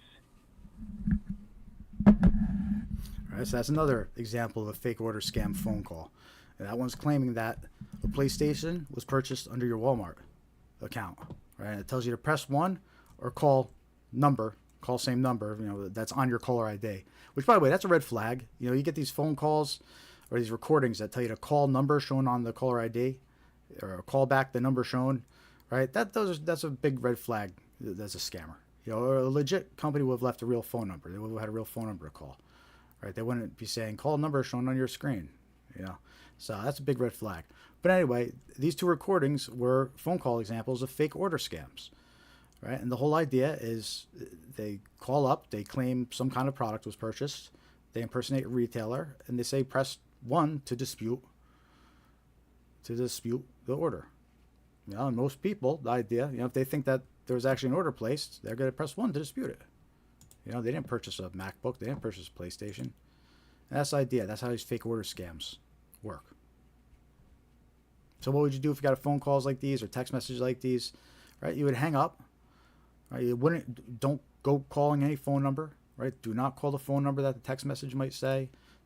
Don't follow any instructions. Don't click any links that might have been included with the text message. Don't call a phone number that's mentioned on the recordings or shown on your caller ID. Right? What you want to do is you would go to your account directly. Right? Don't click links. Just go open your Amazon account and check if there was actually a purchase. Go open your Apple account. Check if there's actually a purchase. Right? If you're concerned about it. But rest assured, these are common scams. And the reason why they're so common is because they can just literally swap out any product. They can say this was purchased, that was purchased. They can impersonate a retailer. The whole idea is that it's not true, so the victim's going to hit 1 to talk to dispute it. But again, they end up talking to the scammer. All right, so far we saw the text message version of this scam. We listened to 2 phone call recordings of this scam, right? But I mentioned earlier we're getting attacked from all directions. And in this case, there's also email versions of these fake order scams. So let's take a look at this article from August 2nd last year. So it's less than a year old. It says a 23-year-old Lincoln woman reported losing $4,100 after falling victim to an identity fraud scam in July. So this is almost about a year ago. The scam began on July 17th with an email claiming she had purchased an iPhone. Right? So there's the fake order notification. It was an email saying that she purchased an iPhone. All right. And then the woman called the number provided in the email to dispute the purchase and was told she had multiple open accounts in her name. Right? So she calls the number on the email thinking that she's calling Apple or whoever the email claimed to be, not realizing that she's actually calling a scammer. All right, so that's how the fake order notifications work. And in her case, it was an email claiming that she purchased an iPhone. All right, and I showed you a text message earlier, the text message version, and it claimed that it was an Apple Pay purchase. And then we listened to 2 recordings, and one of them claimed it was a MacBook Pro purchase, and another one claimed it was a PlayStation purchase. Right, so these fake order scams, the fake order notifications, can come in many, many shapes and forms. So it's important to realize the overall concept, which is just be suspicious of order notifications like that, because it's a tactic used by scammers. Verify by checking your account directly. Don't go clicking links. Don't go calling phone numbers, because the majority of this one works by phone. Some of these examples, like in the text message example, it included a legit billing link to click, right? But they're counting on people calling the fake phone number. So even though the link looks legit, the phone number is still a scammer. So they use tactics to be convincing. So that's a fake order scam or fake purchase scam. Extremely important to be aware of. Extremely common. Like I said, we're being attacked from all directions by that type of scam. So understanding what it is key.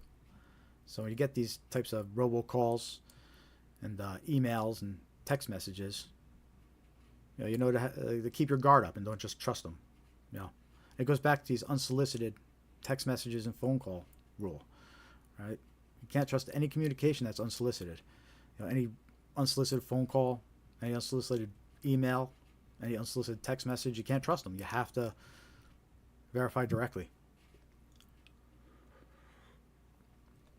You can't trust the links. You can't trust the phone numbers. You can't trust the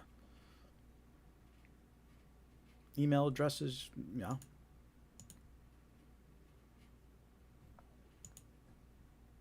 And speaking of trust, our next scam that we're going to discuss is a grandparent scam.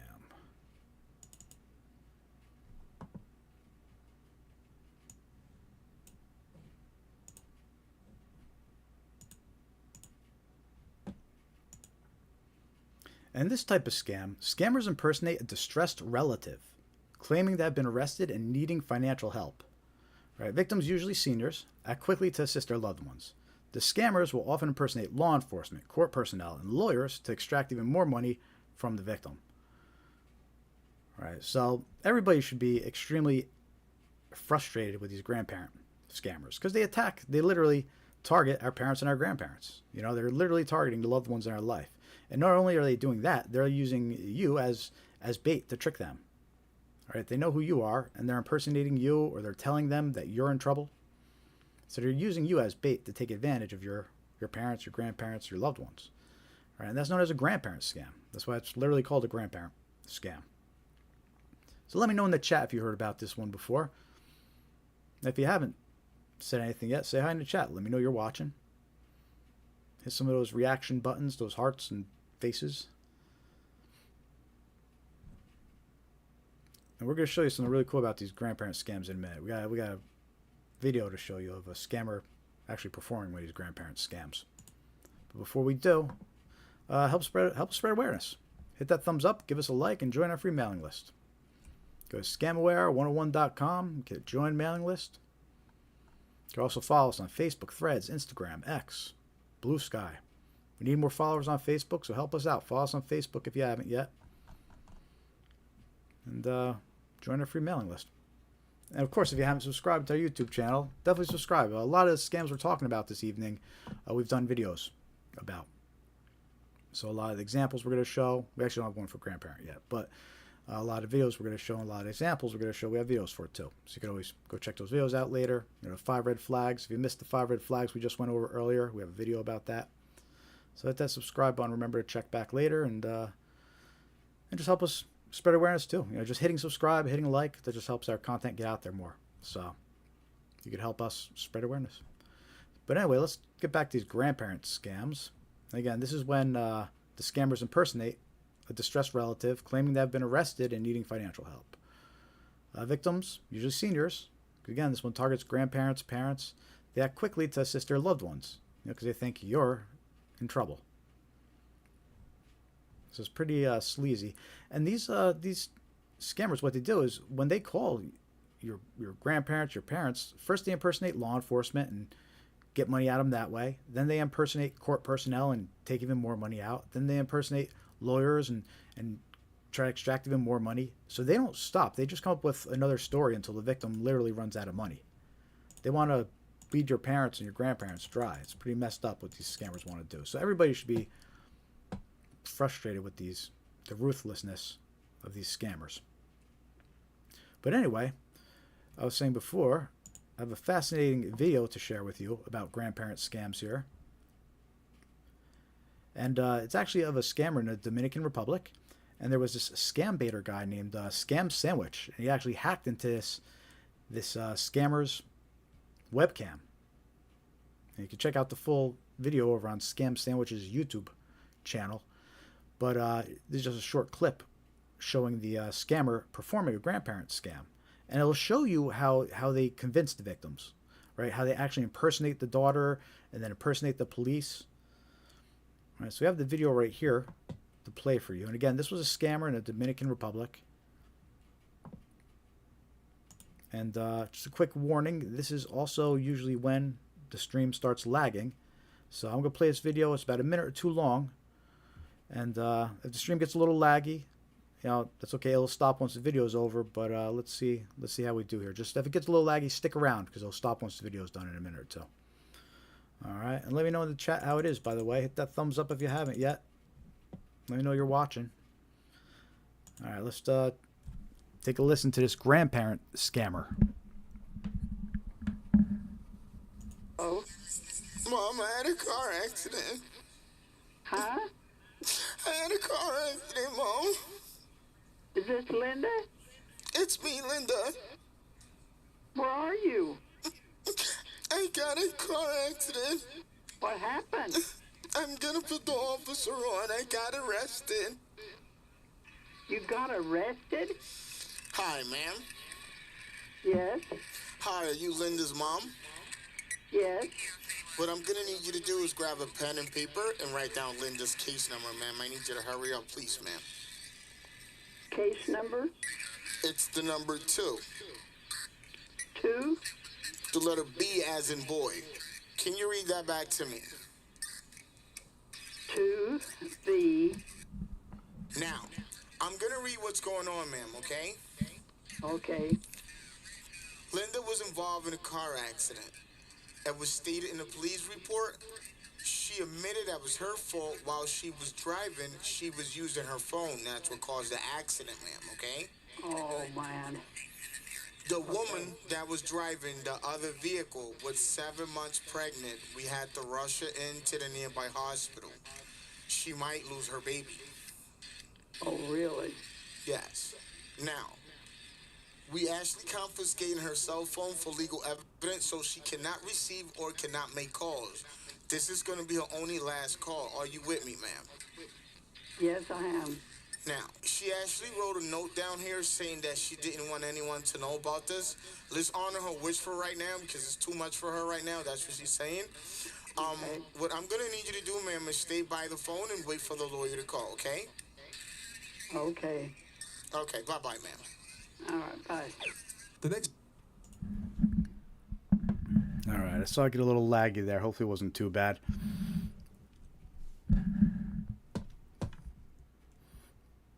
But yeah, what's fascinating about this video is you can see how he impersonates a loved one, real quick. By just the call starts, he does like an impression like he's crying, "Mom, I've been in an accident," and then boom, he switches over to impersonating the police officer, right? And that's how he tricks the victim into, not necessarily realizing it's isn't their grandkid, but yeah, and when he's impersonating the police officer, he has the police chatter and scanner playing in the background to try and sound more legit. He tells her the request for secrecy, where it's like, "Oh, your daughter's embarrassed. She asked you not to tell anybody." Right? There's that red flag, that request for secrecy we were talking about earlier. He tells her that her daughter's phone has been confiscated. So that's just to trick the victim into not like trying to call her daughter and confirm. And then he tells her to stand by, for a call from, the attorneys and police officers and court personnel and all that good stuff, right? And this guy's known as an opener. He actually works in a team, and his job was to open that call, reach out to the victim, and open the whole scam. And that's why he ended it by saying, "Now stand by a phone. We'll be reaching out to you shortly." That's when he hands off the scam to additional scammers, and they start cleaning out the victim. They're the ones that impersonate defense attorneys and court personnel and all these other places that are going to want money. All right, so again, the scammer we just watched, this is a scammer who was located in the Dominican Republic. And we also have an interesting article. It's a report about a grandparent scam. It comes out of New Jersey. And it's basically about an indictment of a bunch of Dominican Republic scammers that were running one of these grandparent scams. And in this case, the article says They're conspirators engaged in a long-running grandparent or family in need of bail scam against hundreds of seniors across the United States, including in New Jersey, New York, Pennsylvania, and Massachusetts. As detailed in court filings, members of the conspiracy referred to as openers called elderly victims in the United States and impersonated the victims' grandchildren, children, or other close relatives. Right? And that's who we just watched. We watched an opener that follows this exact narrative. Typically, the victim was told that their grandchild had been in a car accident, was arrested in connection with an accident, and needed help. And that's what we just listened to him do, right? And it says, once openers tricked victims into believing their loved ones were in dire trouble, others working at the call centers, known as closers, allegedly impersonated defense attorneys, police officers, or court personnel and convinced victims to provide thousands of dollars in cash to help their loved ones. Right, so there's a little article that kind of outlines exactly what's going on with this scam, how the groups out of Dominican Republic were doing it. And I thought it was an interesting little video we showed of this scammer's webcam, who unknowingly was recorded while doing one of these scams. And by the way, the guy that recorded this, got into that guy's webcam. Again, he goes by the name Scam Sandwich. Check out his YouTube channel later.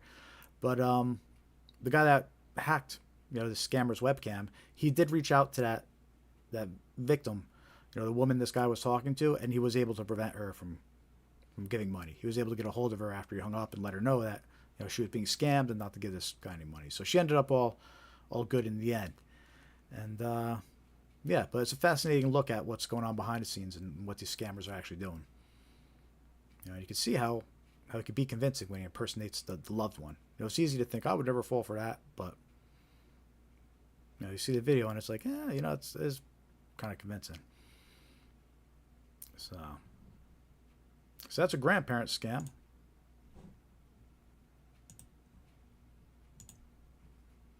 Hopefully it didn't lag out too much. Usually the video does at that point. I saw it on the streams I got going here, just a monitor. It looked like it lagged a little bit, but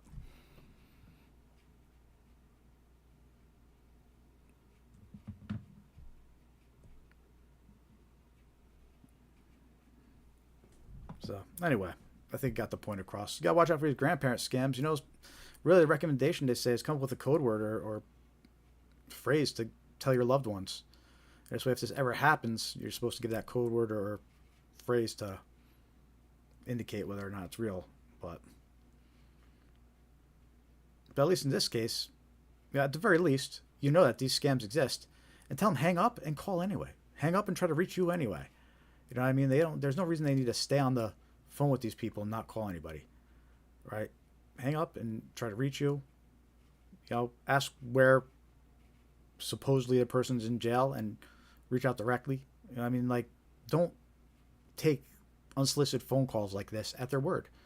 Even though they try to use fear and they try to scare you and they try to make it like an emotional moment where you're not thinking. That's the whole idea of what these scammers try to do. They want you to react quickly and not think. But there's no reason you can't just hang up and reach out directly and investigate, right? So anyway, that's a grandparent scam. Let your loved ones know. They're targeting your parents. They're targeting your grandparents. Hashtag stop scamming grandma.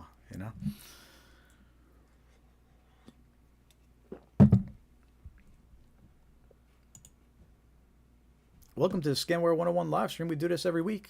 I'm Jared with Scamware 101. Let me know in the chat if you're watching. The chat looks a little quiet tonight,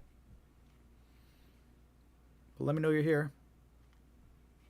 I'm not really looking at the viewer count, so I have no idea if there's anybody here unless you guys talk in the chat. So say what's up. Let me know you're watching.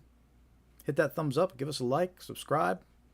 The more likes we get, the more subscribers we get, the more our content gets shown. So you could help us spread awareness by hitting like and subscribing and engaging in the chat. You could also join our free mailing list on scamaware101.com and then click join mailing list. It's scamaware101.com. You can also follow us on your favorite social media platforms: Facebook, Threads, Instagram, X, Blue Sky. We're there.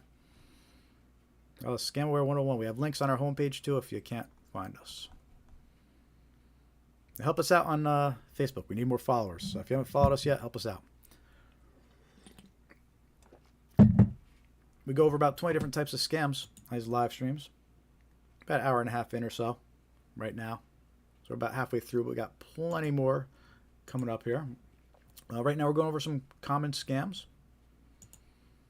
And this next scam we're going to talk about is undeliverable package scams. So let me know in the chat if you've encountered these. If you've gotten the text messages we're going to show you.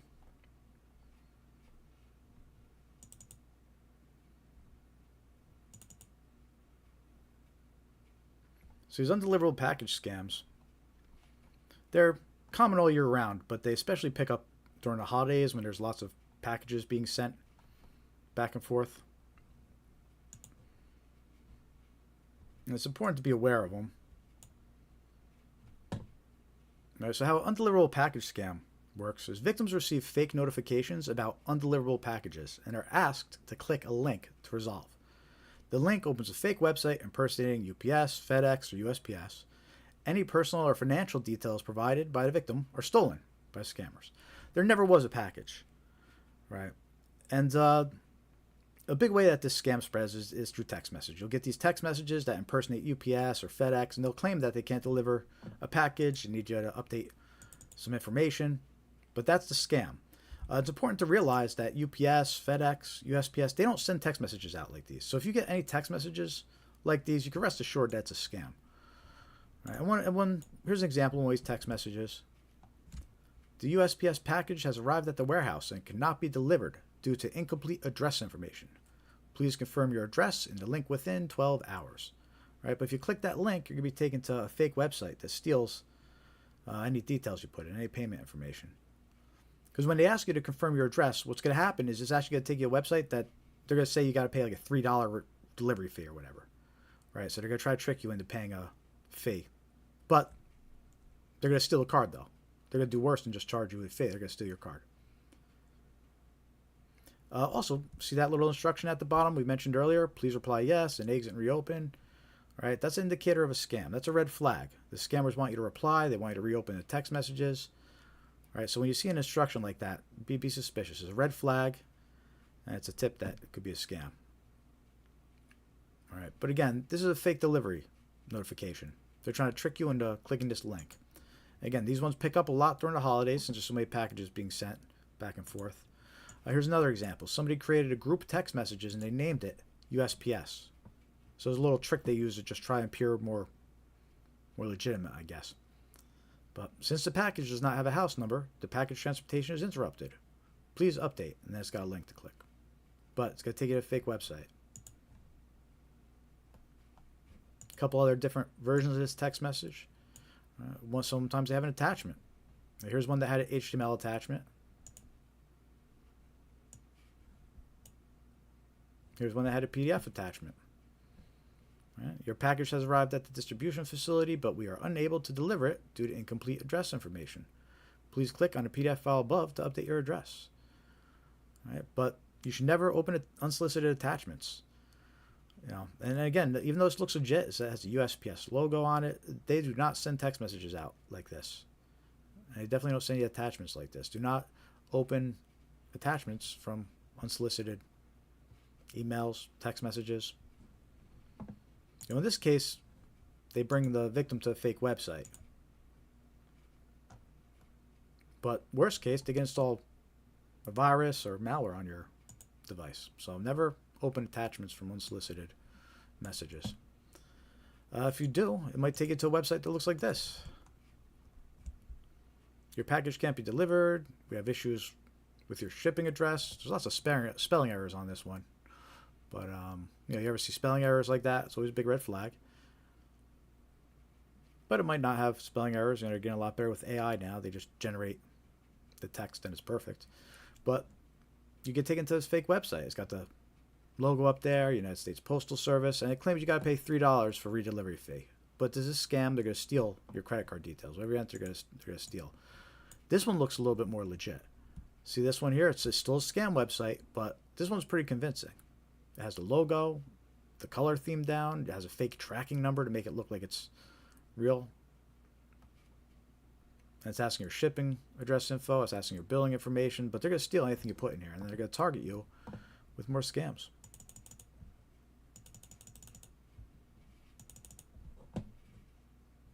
So if you get any of these messages about undeliverable packages, don't trust it. Again, these delivery services, they don't send out text messages like these. And also, just because I point out UPS, FedEx, USPS, we still see they'll impersonate Amazon, they'll impersonate DHL. So any delivery services. If you get text messages claiming you got to update information, don't trust it. It's a scam.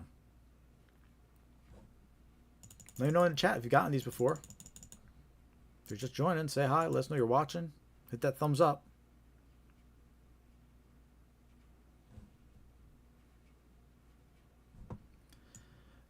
So we're talking about undeliverable package scams. I'd like to share this story that was in Wired News last year on August 8th. And it's actually about somebody's wife. You know, she fell for this scam. She entered her credit cards, right? And the husband decided to fight back. And I love this story because he ended up, I guess he was a tech guy, and he ended up infiltrating the scammers that sent, the undeliverable package notification and fooled his wife.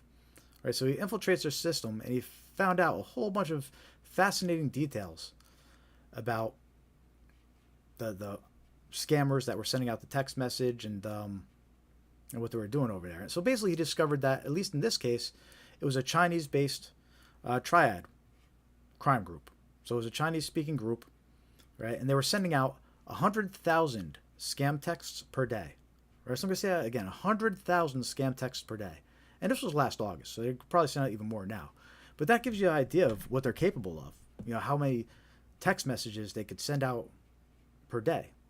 And why it's becoming so common to get these scam text messages. They have the technology to blast these text messages all day long.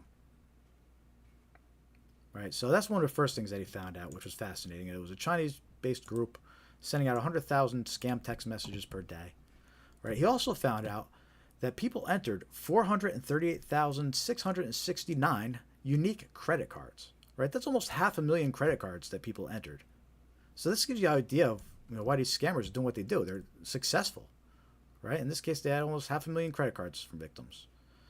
Many people entered multiple cards each, and more than 50,000 email addresses were logged, including hundreds of university emails and 20 military or government email domains, right? So even government and military people were falling for this scam. But 500,000 credit cards they stole. So again, we're talking about these undeliverable package scammers. We're sending out these text messages about undeliverable packages. It slowed down a little bit after the holidays. I'm sure it's going to pick up again soon. But I think that group put their resources into the unpaid toll scam now. That's why we get so many unpaid toll scams that we talked about earlier. Because I'm pretty sure this group has put their resources into that instead. Or, shifted their resources over to that temporarily, because we get a lot of these unpaid toll text messages that we talked about earlier. It's very similar to these undeliverable package text messages we get. Let me know in the chat if you've gotten these undeliverable package text message scams. If not, I'm sure you will when the holidays come up again, because they're coming.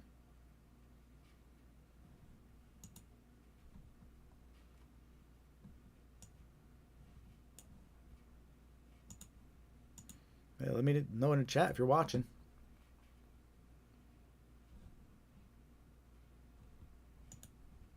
Next scam we're going to talk about are fake retail website scams.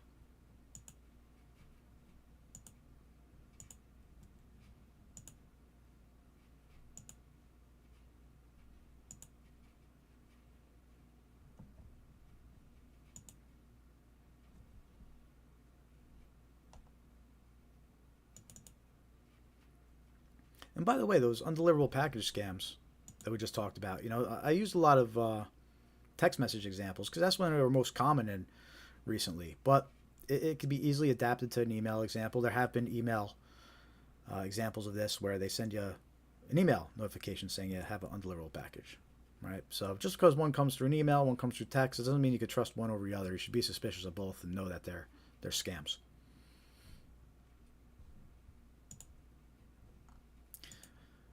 But the next scam we're going to talk about is fake retail websites. These also pick up during the holidays, but they're active all year round. It's when scammers create fake websites to sell products that are never delivered. Right? Victims are lured in by unbeatable deals and lose money once they pay, or they have their information stolen. They don't just lose money, they have their information stolen. These scams often target holiday shoppers or those seeking trending items. Right? And these are these fake retail websites, and this scam is more common than you think, right? And it's common for them to basically, you'll see an ad for an item that says just pay for shipping. And the item will be worth like $100, $200, and you're getting this ad saying just pay for shipping, right? And that's a big indicator that it's a scam. If it's a too good to be true offer, be suspicious or at least look into it a little bit more before trusting it, because it's very common for scammers to say just pay for shipping, and then they'll offer something like a $200 pair of earbuds. But let me show you some examples of what these fake retail websites will look like, because they'll look legitimate. And here's an example of one. And this is one from towards the end of last year during Black Friday when the holidays were coming, right? They got the fake Black Friday sale banner up top trying to make it look like there's some kind of sale. And they're claiming you get this $175 pair of wireless headphones. Just pay for shipping, $8.95. Right? And that's suspicious. When they're offering you a product that's worth $100, $200, but just pay $8, that's an offer too good to be true. So at least look into it a little bit more, especially if it's on like a website you've never heard of. The examples I'm going to show you, they were websites that, they weren't known websites. Right? So what you do is, or in these cases, what I did was I actually went and tried to research the website and find out information on these websites, and there was no information to be found. The domain names were just recently purchased. There's nobody that put any reports or reviews about the sites. If you tried to go to a homepage, the homepages didn't load. Right? So these were just websites registered for the sole purpose of throwing up these fake retail pages, offering these fake products. And any information you type in is going to get stolen. Any shipping information, any payment information. Here's another example of the scam, these fake retail website scams. This one's offering a portable heater. It's the same thing. It says it's worth $175, but just pay shipping, $8.69. But it's a scam because it's too good to be true. If you take the time to look into the website, and you wouldn't find any information about the site. And that's just as bad as finding bad information, is finding no information. Because that means that these websites they're just put up there recently, and they're probably just put up there to scam people. But again, this example has that whole Black Friday sale banner. It looked legit. $175, but get it for free. Just pay shipping. It's how they trick you into providing your shipping information, your payment information. They steal it. Anybody ever fall for one of these fake retail website scams? Let me know in the chat. I got one more example of one of these fake retail websites. The same deal. It's got that fake Black Friday sale at the top. But this one's offering you earbuds, wireless earbuds. They're saying they're valued at $175, but just pay for shipping, $8.69. But again, this is an example of a fake retail website. Any information you enter, payment information, shipping information, they'll steal it. So be aware of this, and know who you're buying from, especially if it's on some site you've never purchased from before. So how do you end up on these fake retail websites? Well, there's a few ways, right? You could, the main way is ads, right? Ads and emails, right? You'll get emails that'll have all these fake offers in them. They're fake emails. They're sent by scammers, but they'll say, click here for this offer, and they're trying to direct you to this fake retail website to steal your info, right? So emails, and it could be any other narrative. Valued customer offer, or holiday offer, or, they could just, any reason to give an offer, a scammer could be sending an email claiming, just pay shipping. But any other way is ads, right? Because scammers can purchase ads too. There's so many ads being purchased by these scammers. So you could be on Facebook or some other social media site, and you get an ad for this offer where it's free earbuds, just pay shipping. But it's a scam. They just purchase an ad. Google search results, sponsored listings. Scammers purchase the sponsored listings. You can't trust them. A lot of those sponsored listings can be made to look fake too. They can be made to look like they're sending you one place to a legit website, but they're actually sending you to the fake website. So the sponsored listings, scammers purchase them. And they direct people to these fake retail websites.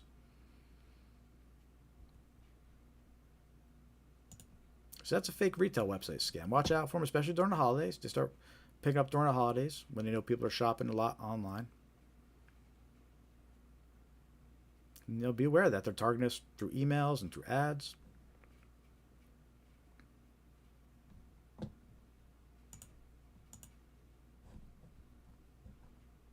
How we doing out there, everybody? Let me know you're watching in the chat. Say hello. Click those reactions. Give us a thumbs up and a like. Subscribe if you haven't yet. This is our weekly live stream. We're going for about 2 hours now. I'm starting to get a little concerned because I only see 2 people talking in the chat. So I'm wondering if they set this up wrong or something. Maybe set the subscribers only. I don't know. So if you don't subscribe and you're in the chat, say hi and let me know. And if I see anything come up, at least I know I didn't set it up wrong. But that's strange. You got a few people talking. So if you're here, say hi. I can't see the live viewers, so I don't know if everybody's just viewing and not talking. But let me know in the chat if you're here. And the engagement helps. You know, when we have the live stream, people are talking, hitting the reactions. It helps our content spread and gets more people coming to the live stream, right? So I see John said hi, but I know John's a subscriber. So I know Dave's a subscriber, and those are only 2 people that have been talking so far. So I'm just wondering. But anyway, let me know you're watching. Hit that thumbs up. Give us a like. Our goal here is to spread awareness. I'm Jared with Scamware 101. Do this live stream every Thursday, 5:45 p.m. Eastern Time. Our goal here is just spread awareness of these common scams. So you can protect yourself, protect your loved ones from becoming a victim. These scammers are ruthless. They want to take all your money. We're not talking about scammers that just con you out of $100. We're talking about these scammers. They want to get onto your computer. They want to access every bank account you have. They want to take it all. Too many horror stories. People's life savings being stolen. So, scam awareness is key. That's what we do here. We go over some common scams, try to make you aware of what's going on. We cover about 20 different scams during this live stream. We're about halfway through. You have a few more we're going to be going over.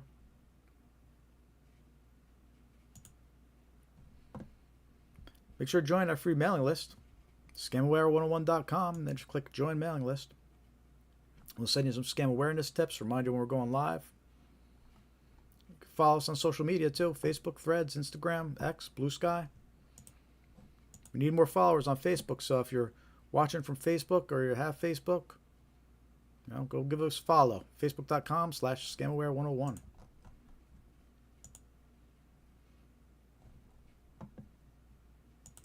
Next scam we're going to talk about are fake gift card scams. In this case, we're going to talk about the digital or email gift card scams.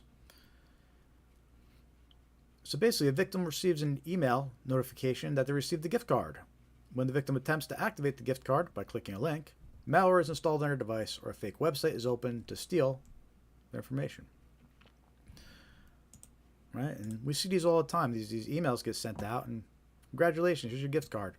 And here's an example. This one pretends to be a Venmo $50 gift card, and it says your company has given you an employee rewards card. Activate your card today. All right, but it's a scam.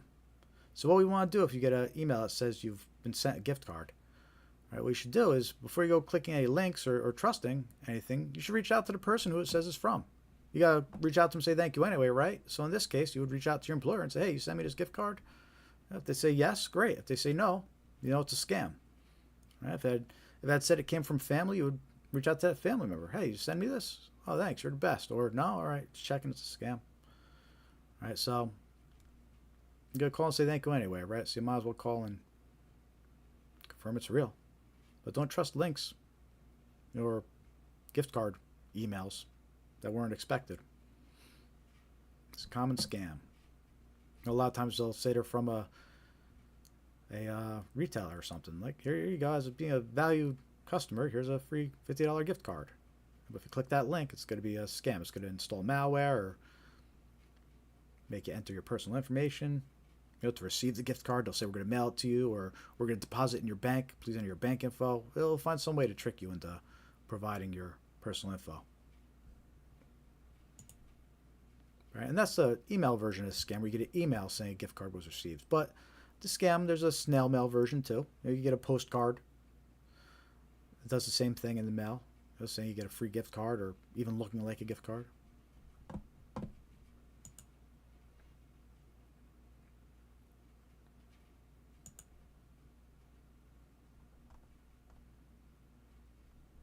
Yeah, we're about halfway through.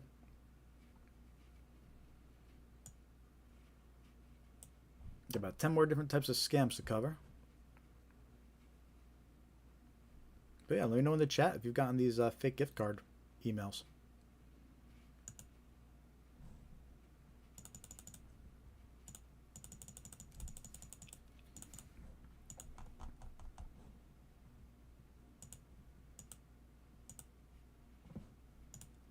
Next portion of the live stream, we got 10 more scams we're going to go over in a little bit, but we do take 15 minutes here to go over some common tools and software that you could use to protect yourself from scams or recognize scams.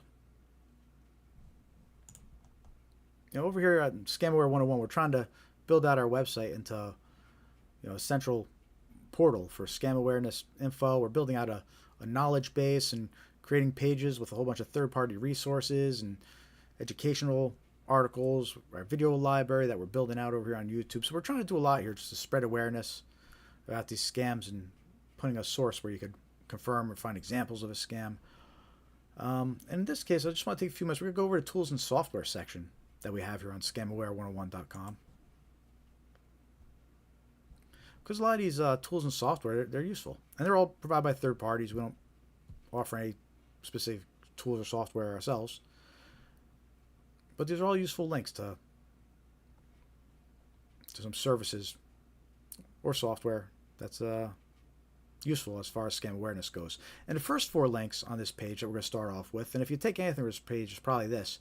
You should use all 4 of these data breach lookup tools. Right, there's these free lookup tools, the first 4 links, each one. You go there, you can pop in your email address, someone let you put in your phone number, someone let you check both. You should check both if they let you. Right, but you put in your email address, you put in your phone number, it comes back and it tells you what information of yours has been leaked, right, attached to that email and that phone number. Right, and we got 4 different links to 4 different data breach lookup tools here, and each one's different, so you should check out each one. They're trustworthy sources. It's safe to put your email, safe to put your phone number. Right, and some of them will try to sell you like dark web monitoring or something like that afterwards, but they still give you the report and it's still free to do the lookup, right? And this is critical because scammers rely on stolen information to target you with scams, right? There's been lots of data breaches over the past year. Everybody's health information has been breached. Everybody's social security number has been breached. They know so much about us. They know what banks we use, right? In some cases, they know our passwords, because they've breached other services where our passwords were used, right? So these lookup tools, what they'll do is they come back, they tell you all that information that has been leaked, including your passwords, right? So you use these, you pop in your email, you pop in your phone number, it might come back and show you passwords that you're still using. That's out there on the dark web and being used by scammers. So in that case, oh shoot, I got to change this password, right? Or it'll tell you accounts that have been breached that maybe you didn't realize. And you're like, oh shoot, I got to change my password in that if it's been breached. You might see your bank accounts pop up on here. So over on our online tools and software page, again, scamware101.com, online tools and software, the first 4 links are those data breach lookup tools. Check them out and see what information of yours is out there that the scammers have about you. Because then you'll know a lot better what they're going to try and use against you. Yeah. The next section, we have a couple links to some security software. We got approved as an affiliate for NordPass and NordVPN, Malwarebytes. So we grabbed a few links, popped them on here. If you're interested in getting those software, you can use our links and save a bunch of money. Right? So we got a link here for NordPass Premium. That's a password manager. You should always have a unique password for every service. And it's impossible to remember a unique password for every service without a password manager. And that's what you use NordPass for. It keeps track of all your passwords for you. You could use a unique password for every service. You don't have to remember what it is. But anyway, it's extremely useful. Save 56% and get 3 extra months if you use my link. It ends up being something like $35 you get for like 2 years. Something like that. So if you need a password manager or we're thinking about getting it, use the link and save a bunch of money. Same for NordVPN. If you want to use a VPN to keep your internet browsing private and protect you from ads and scams, NordVPN is a pretty good one. And if you use this link, you get 72% off. I think it ends up being like $100 for 2 years, something cheap like that. So if you're thinking about getting a VPN or you're interested in NordVPN, click that link, save a bunch of money, and we'll get a few pennies as an affiliate. So we got a link to Malwarebytes Premium. It's a great antivirus software. Malwarebytes Premium. There's a free version, but it doesn't protect you in real time, where the premium version here you install and it runs in real time, protects you. So if you're thinking about upgrading to premium or need an antivirus software, you can click that link, save 25% off. We also have a few links to some free software, which is useful. Malwarebytes Browser Guard. I've been using that one for a while. It's pretty good about blocking out ads and scams. It's a free browser extension. So you click that link and select your browser, and I've been pretty impressed with it so far as far as all the ads it's been blocking. We got a link to Malwarebytes free. So if you're getting pop-ups, your computer's running slow, download Malwarebytes free. You run a scan on your computer. A lot of times it'll clean it up for you, find something malicious. That's free. Download it, run it. Again, I mentioned premium earlier. That's the difference. The free version, you have to run a scan manually when you want to. The premium version, it's real time. You don't have to run it. It runs for you. Then we have a link to Bitdefender Antivirus, free. I've been pushing this one for a while, not because I'm an affiliate, because I'm not. It's just a useful free antivirus that if you don't have any antivirus, you're not going to buy any antivirus. At least it's a free antivirus that you could install. It's pretty good, which is just one more extra layer. It's on top of, it's better to have on top of the Windows default antivirus, So the free version is there. I recommend paid versions, but it's a pretty decent free version. It nags you to upgrade to premium every now and then. It gets a little annoying, but so far it's pretty good. And we have a few links here. Again, we're going over our third-party links over here on our online tools section on scamware101.com here. Scam-related tools and resources. And we have a few links to these reverse image lookup tools. And these are great for romance scams or if you're online dating. Right, what you could do is you could take the pictures of the person who you're supposedly talking to. Maybe you met them on a dating website. You could take their pictures. You could run them through these reverse lookup tools, these reverse image searches. And they come back. They'll tell you if the images get found anywhere. Because these scammers, a lot of times, they'll steal images from real people. So you pop in their picture, it comes back. You could tell, wait a minute, they stole this person's images. It's not really them. So we got a link to TinEye, which is a popular one. And then we have a link to Bing's visual search and Google's image search, because you could use them as well. So we got those 3 links there. They're free to use. And if you know somebody that's dating online or suspicious of who they're talking to online, you think they're getting catfished, because that's what they call it. They call it catfish when you're talking to somebody pretending to be somebody else. It's one of the things you could do to possibly discover that, is use these reverse image lookup tools. And then we have a couple links to these website safety lookup tools. If you're ever looking into a website, just checking it out, you're not sure if it's legit or not, here's just a few tools that you could use. Right? Not solely, you should check across multiple things, but here's a couple that you can also check it with. Norton SafeWeb. Check if a website is safe according to community ratings and reviews. Right? So you go to Norton SafeWeb, pop in a website, it'll tell you if anybody's coming back with negative reviews. Google Safe Browsing, you pop in the website address, and Google comes back, it tells you if they found it as unsafe or dangerous. And we got Virus Total. Pop in the website, it'll come back, it'll tell you if any malware or other breaches were detected on that website. It's all useful stuff when you're looking into a website. We mentioned earlier fake retail websites, right? So here's some tools you could use to check it. And then the last 2 tools we have here on our online tools and software page, which is Scamware 101, are these scam report lookup tools, which these are pretty cool. We got 2 links. Got one to the BBB scam tracker tool and one to the AARP scam tracking map. And these are cool tools because they'll actually pop up a map and they show you all these different scams that are being reported throughout the country. So it gives you an idea of which scams are popping up and where they're popping up and what to watch out for and which ones are becoming more common. All right, and we'll actually wrap up this live stream a little later. One of the last things we do is we open up the AARP scam tracking map and we look at a few different websites or reports on their website. It's a good idea to gauge which scams are circulating and such. So anyway, we got all these useful links all on the online tools and software section of our website, scamware101.com. Check it out, and if anything, definitely check out those first 4 links, those data breach lookup tools. That's the most important. You want to know what information of yours is out there. And hey, it might even be a little scary once it comes back and it shows you your passwords. You might be like, oh boy. All right, so, but it's good to know. So check that out. Scamware101.com. While you're there, join the free mailing list by clicking Join Mailing List. We'll send you some scam awareness tips. We'll send you reminders when we're going live.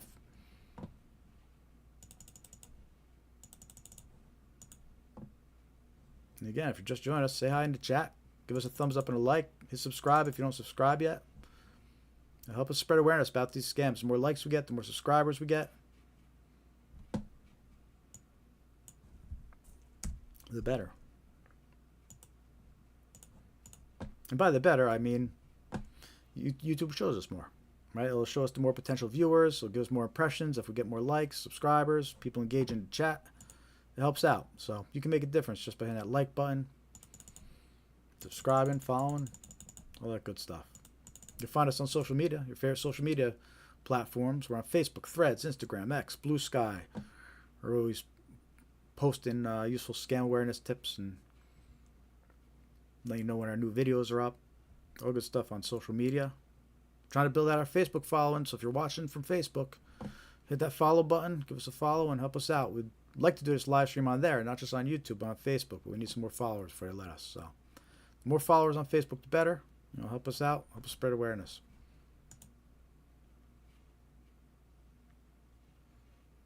And that's the first two portions of this live stream. We got one more portion of this live stream that we're going to get into, but it's time for that second coffee break to stay caffeinated. We still got about an hour to go. We'll go over some more common scams. We're actually going to talk about some snail mail scams next. Actually, no, we're going to talk about some more impersonation scams, then we'll go into the snail mail scams next. But we're going to talk about Social Security scams, IRS scams, tax scams, discount scams. We've still got a lot of good stuff coming up for you. We've got some more examples of these scam emails. We've got a recording to play for you of one of these scam phone calls doing these discount gift card scams. Social Security scams targeting a lot of older folks. Got to be aware of Social Security scams. So we're going to talk about that in a little bit. So lots of good stuff coming up. Stick around. Hit that thumbs up if you haven't yet. Give us a like, subscribe. Let me know you're watching.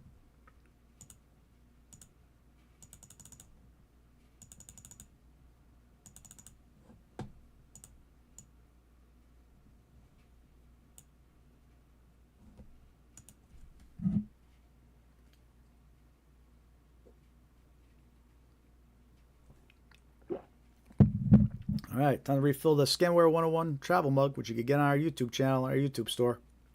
Keep the coffee hot, stay caffeinated, keep it on your desk as a reminder not to fall for scams. Scamware 101 travel mug, check it out. And on that note, I'm going to go refill this. We're going to continue in 5 minutes for the rest of this live stream, uninterrupted, for the last portion. And stick around. Lots more good to come. Hit that thumbs up. Let me know you're watching. We'll be back in 5 more minutes.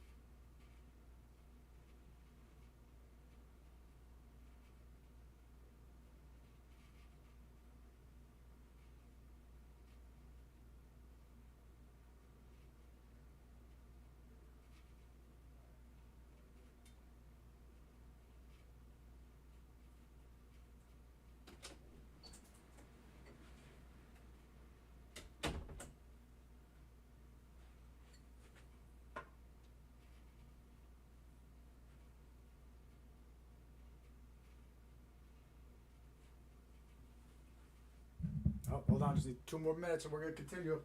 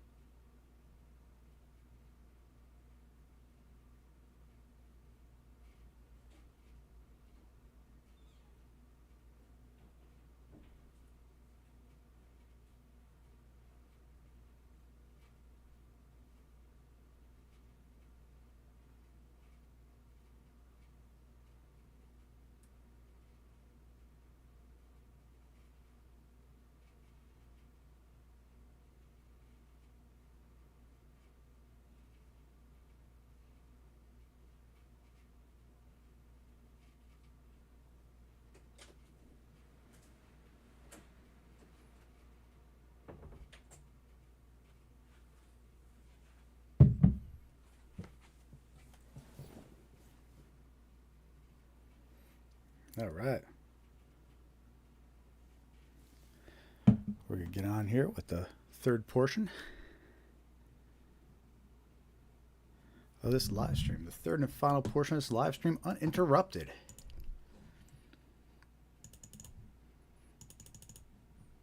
I see some people in the chat. Good to see you. Say hi. If you haven't said hi yet, let me know you're watching.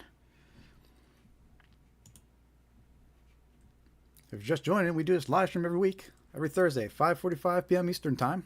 I'm Jared with Scamware 101. And our goal is to spread awareness of scams, which is why we do this live stream. We also release videos on our YouTube channel, so if you haven't subscribed yet, definitely subscribe. Like some of our videos.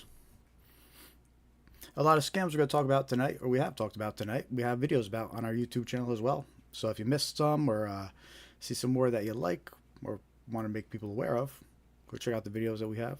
And you can also join our free mailing list. Going to scamaware101.com and click and join mailing list. We'll send you some useful scam awareness tips, some reminders when we're going live. All good stuff. We won't abuse the privilege. We won't sell your email. And you can unsubscribe anytime if you want. But I don't think you will because we're all good.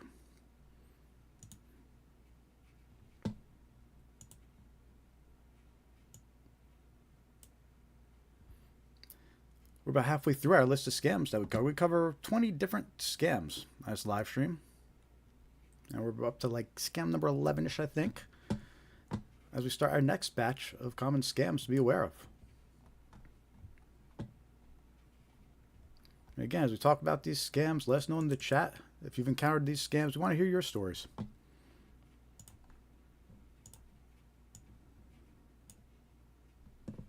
So this next scam we're going to talk about is Social Security impersonation scams. Right. So this scam is extremely common, important to be aware of. Social Security has been warning people for years about these impersonation scams, meaning the scammers that call and claim to be Social Security, or the emails that look like they're from Social Security. So there's many Social Security impersonation scams. In some cases, scammers impersonate Social Security officials and claim there are problems with the victim's number of benefits. They'll threaten action unless immediate payment or information is provided. Scammers also send fake emails that appear to be from Social Security but link to dangerous websites. So it's important to be aware of these Social Security scams. We mentioned a lot earlier on the live stream multiple times. You can't just trust people that call you. Even if the caller ID shows the phone number, even if they show Social Security's phone number, you still can't trust the caller ID. Scammers can manipulate the caller ID, and they do. We know that they do. So if anybody's calling you up claiming to be from Social Security, hang up. If you're concerned, reach out directly to Social Security. But it's important to be aware of these Social Security scams. I do have an example to share with you of an email scam that was impersonating Social Security. In this case, the email is made to look like a statement was sent to you by Social Security. And in his first example, you can see this is how it looks on a phone. It looks even trickier to recognize as a scam on a phone, right? Because first of all, the from address isn't shown; it just says Department of, right? And then in the link it says SSA.gov. So it looks more legit on a phone. But this is what the email says: get your new information now. To see your statement, please download the file from this link. And then it looks like it links to SSA.gov, but it doesn't. And we'll discuss that in a minute. We hope you find your new statement useful and informative. Thank you for using the Social Security Administration services. Right, and then it says this file works on computers only, which is suspicious. All right, but this is how it would look on your phone. Now, if we investigate that that same email, if we investigate it on a computer, we could see a little bit more detail, and then you could easily recognize it's a scam here. Right. First of all, you can actually see the email address that it's from isn't actually an SSA.gov email address. It's some email address outside of country. It's .co.ke, which I believe is Kenya. Right. So right off the bat, you recognize, what is this? No reply at safaricom.co.ke. Right. That doesn't make sense. And then if you hover over the link, you could tell it actually points to a completely different website. It doesn't point to SSA.gov. It points to a completely different website. It's a gibberish website. It's just random letters and .com, and then right. And if you click that link, you're gonna get. I suspect you're gonna get a virus. Which is why they tell you this file works on computers only. They want you to run this malware, this virus on your computer. Right. So notice how they made the link look like it was pointing to SSA.gov, but in reality it didn't. That's why it's so important not to just click links that are emailed to you or to trust links. So this is an example of just Social Security scam. Just trying to trick you into clicking this link. They're impersonating Social Security. They want to trick you into downloading a virus or infecting your computer. But again, as mentioned earlier, you also have to watch out for the phone calls from scammers that impersonate Social Security. They'll call you up. They'll say they're from Social Security. They'll say there's an issue with your account. They might be trying to get information from you. Also, unfortunately, because of these breaches, these third-party data breaches that we mentioned earlier, a lot of these scammers, they already know your Social Security number a lot of times. Meaning, they could call up, right? They'll make the caller ID show Social Security's phone number, even though it's a scammer. They'll get you on the phone. They'll claim to know your Social Security number, as verification that that their Social Security number is like, well, your Social Security number is blah, blah, blah. But they already had that info. They're scammers, right? And so it's important to realize, again, that these scammers know things about you. They might know, or a portion of your Social Security number might know. Right? So just because someone reaches out to you directly over the phone and starts giving you this information, trying to verify that it's them, you can't trust. You always got to hang up. You always got to hang up and then call Social Security directly. But don't deal with these people. They know things about you. They can be very convincing. You always have to hang up and verify. Right? And it's no different for Social Security. Phone calls claiming to be from Social Security.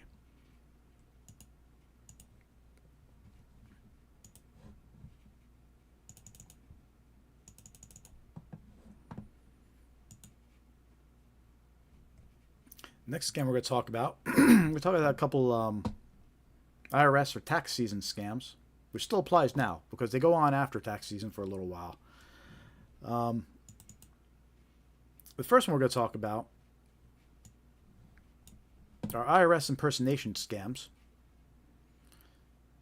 And there's a couple different versions of these types of scams. You know, again, similar to Social Security, there's versions where the scammer's going to call you directly, claiming that you owe taxes or need to pay to avoid penalties or arrest. You know, and they'll try to demand money over the phone from you, you know, claiming they're the IRS. All right, so there's those types of IRS impersonation scams. All right, but then there's also the text message scams. And the example I'm going to show you right now is actually one that was circulating this tax season, and we were warned about specifically from the IRS. They made an announcement about this text message that was circulating. And this text message, it impersonates the IRS, but instead of saying there's an issue with your account, it tries to say that you're entitled to a $1,400 economic impact payment. Please provide your accurate personal information. We will deposit the amount into your bank account or email or mail a paper check within 1 to 2 business days. Right, and then they have a link here to click. But if you click that link, you're going to be taken to a fake website that's going to ask for your bank account information. They're going to try to steal your bank account details. The link even looks convincing because they put irs.gov, but then it's actually part of a subdomain, .subsidy.ion.com. So it's not really irs.gov, but they put that in a link to make it seem even more convincing. Right, and then there you got at the bottom, there's that instruction again that we've warned about and seen on many other scam text messages to please reply with yes, then exit and reopen the message. Right? There's a big red flag, you're dealing with a scam. It's a scam text message. But again, this is an example of IRS impersonation scam, except this is a text message. And this exact text message was warned this tax season from the IRS. We were warned about this one. There is no $1,400 economic impact payment, and they don't have, the IRS isn't sending out text messages, even if there was. So if you get a text message like this, don't click the link. You know, be aware, it's a scam.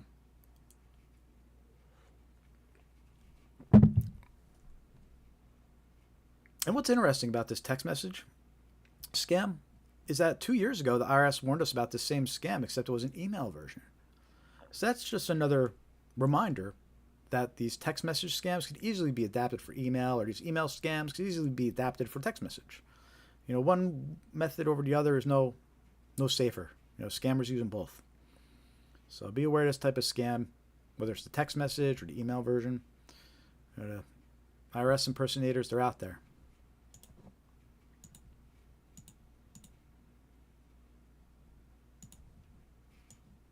So that's one type of, or two types of IRS impersonation scams to watch out for during tax season. But there's also other scams that they're not IRS impersonation scams, but they're tax forgiveness scams. Meaning they're phone calls that we get from scammers that they claim they have back taxes owed, right? Or they'll claim that they have a tax forgiveness program, so you won't have to pay. But it's a scam. And this type of scam always picks up during tax season. It was no different this year. It picked up this year as well. And I have a phone call that I'm going to play you of this scam. Now, this phone call was reported to me by multiple people.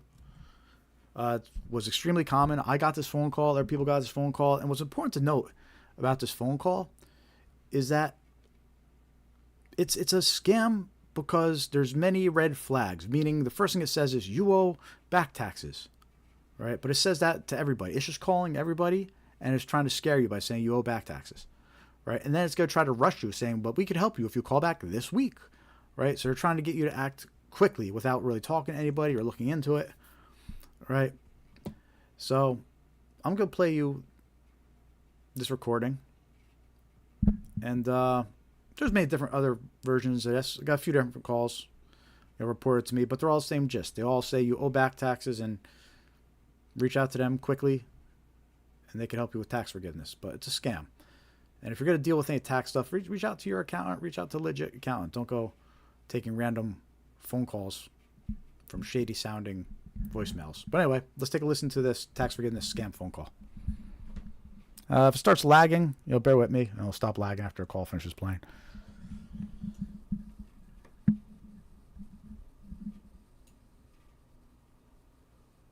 Hi, this is Lindsay Carter from the Activation Department. Give me a call back at 833-850-2527. Our records indicate you have some back taxes owed.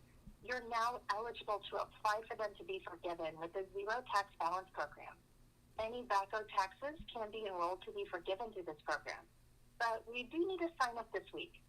Just give me a call so we can start the process. It's really quick. And I'll keep your file open here. So my number is 833-850-2527. If you've already resolved this, call back and press 2 to be removed. Can't wait to speak with you. I think that was probably a little laggy. You know, I'm gonna try something else real quick. Instead of playing the video, I'm gonna play the sound wave. All right, because I think that just caused some lag. Let me know in the chat if you got some lag. I'm gonna just do a quick test, and I'm gonna play the sound clip instead. We'll see if that's any better. Here we go.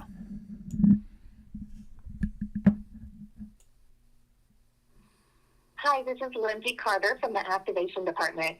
Give me a call back at 833-850-2527. Our records indicate you have some back taxes owed. You're now eligible to apply for them to be forgiven with the Zero Tax Balance Program. Any back owed taxes can be enrolled to be forgiven through this program. But we do need to sign up this week. Just give me a call so we can start the process. It's really quick. And I'll keep your file open here. So my number is 833-850-2527.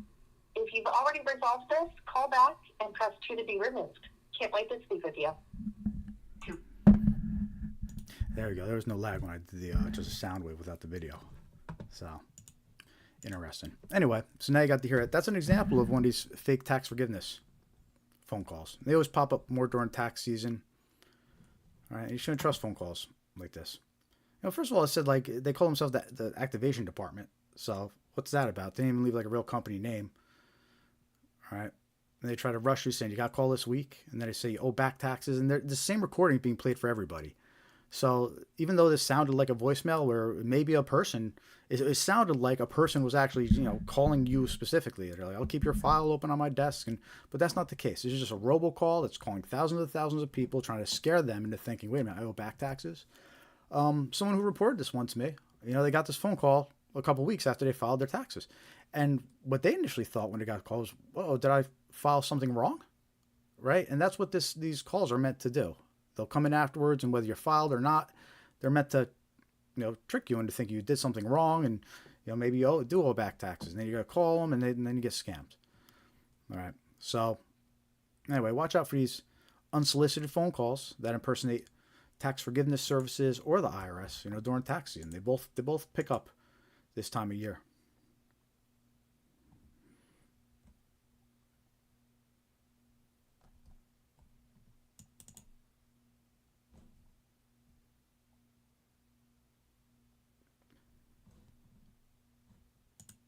This next scam we're going to talk about,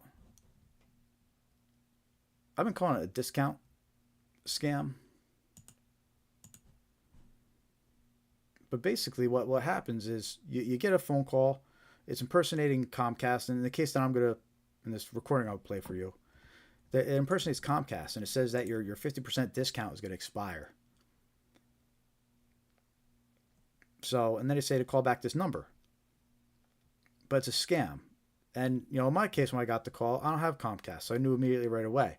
But if somebody does have Comcast, they get a phone call like this, and it says that they're going to lose their 50% discount, right? That means their bill's going to double. So they're going to call back this number, and they're going to think they're talking to Comcast, and that's when they get pulled into the scam. Now, the scam could vary once you're tricked into getting on the phone with these people. But reports indicate, well, I'll tell you what, let me play the recording for you first, and I'll tell you what reports indicate. So here's a recording of the voicemail that impersonates Comcast.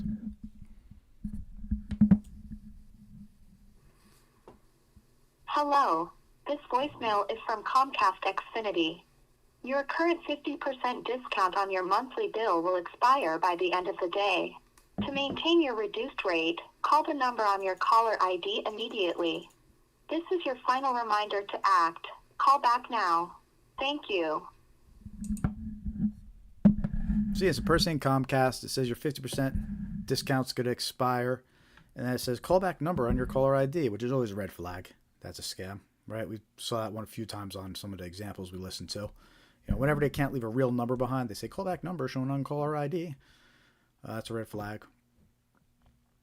Right, but here's how this scam works, right? The person receives this call. They think that their Comcast bill is going to double. Right, they call the number shown on the caller ID. Right, they don't realize that that's a red flag and not the call. And they end up talking to a scammer that impersonates Comcast. Now what happens next? So we have a report description from somebody. And from what I understand, just based on this report, and I guess the scam could vary, but in his case, they told him that his discount was about to expire. They said that they have a new promotion going with Target. Right? They have a partnership going with Target for a new promotion, and that he could keep the discount by buying a Target gift card and paying with a Target gift card. But buying 6 months of service on a Target gift card and providing a gift card to them. Right. Now, the way I explain it, it sounds ridiculous. But again, these scammers are professionals and they know how to word it in a way. They sound like they're Comcast. The person was tricked into calling, so he already thinks he's talking to Comcast. Right. And then they convince them, well, we have a new promo going. If you want to participate, you purchase a Target gift card for next 6 months. You pay with that. Right. But they're actually scamming this person into buying a gift card. Buy that $500 gift card and provide it to us, and we'll keep that 50% discount going. Right, that's how that scam works, or at least in this victim's case who reported it. But the main point, or the main takeaway from that, is be suspicious of a call that's impersonating your internet provider and claiming you're going to get 50%. Your 50% discount is gone. If you get some weird call claiming that your bill's going to double, right? If anything, call your internet provider directly. Don't call back the number on the voicemail. Call your internet provider directly, and if you're even concerned that it's true. But now you're aware it's a scam. So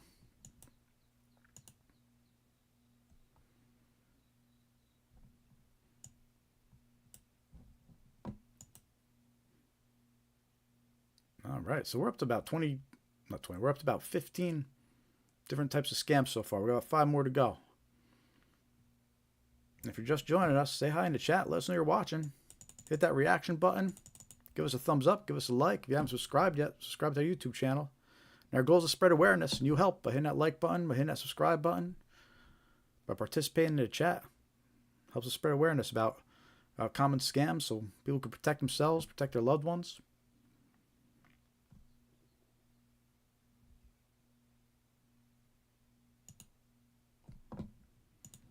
This next, before we get into that, make sure to join our free mailing list too. You go to scamaware101.com and click join mailing list. We'll send you reminders when we're going live. We'll send you some useful scam awareness tips, all good stuff. So scamaware101.com, join mailing list, and you can also follow us on your favorite social media platforms. We're on Facebook, Threads, Instagram, X, Blue Sky. So you can find us at scamaware101, and you can also find links. If you can't find us there, we got links on our homepage each one. So we need some more followers on Facebook. Help us out. Go on facebook.com/scamaware101 and hit that follow button. We're going to get into our last batch of common scams here for the evening. And these scams are actually snail mail scams. We got 5 different types of snail mail scams. That's right, the U.S. Postal Service, right? Because scammers still use the U.S. Postal Service. They're still sending out letters and postcards, and now with QR codes, right, it kind of brought new life to those snail mail scams, because now they can just put a QR code on their letter or their postcard, and it's much easier to direct victims to these fake websites, right? So snail mail scams are a thing, and we got 5 different types of snail mail scams to show you that are all actively circulating to still be aware of. Let us know in the chat if you've encountered any snail mail scams before.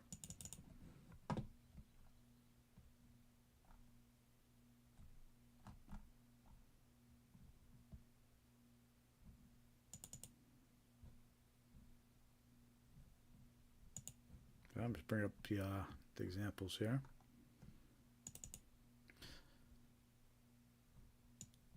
So the first snail mail scam we're going to talk about, it's actually a 2-for-1 here, is a postcard offering a free gift.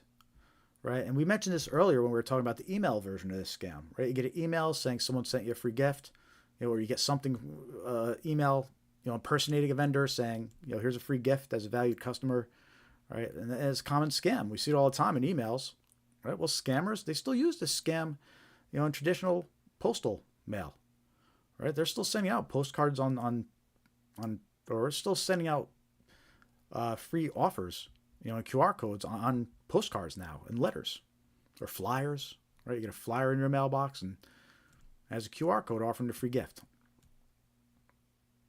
Right, so victims receive a physical postcard in the mail offering a free gift. When the victim attempts to activate the gift card by scanning a QR code, malware is installed on their device or a fake website is opened to steal personal information.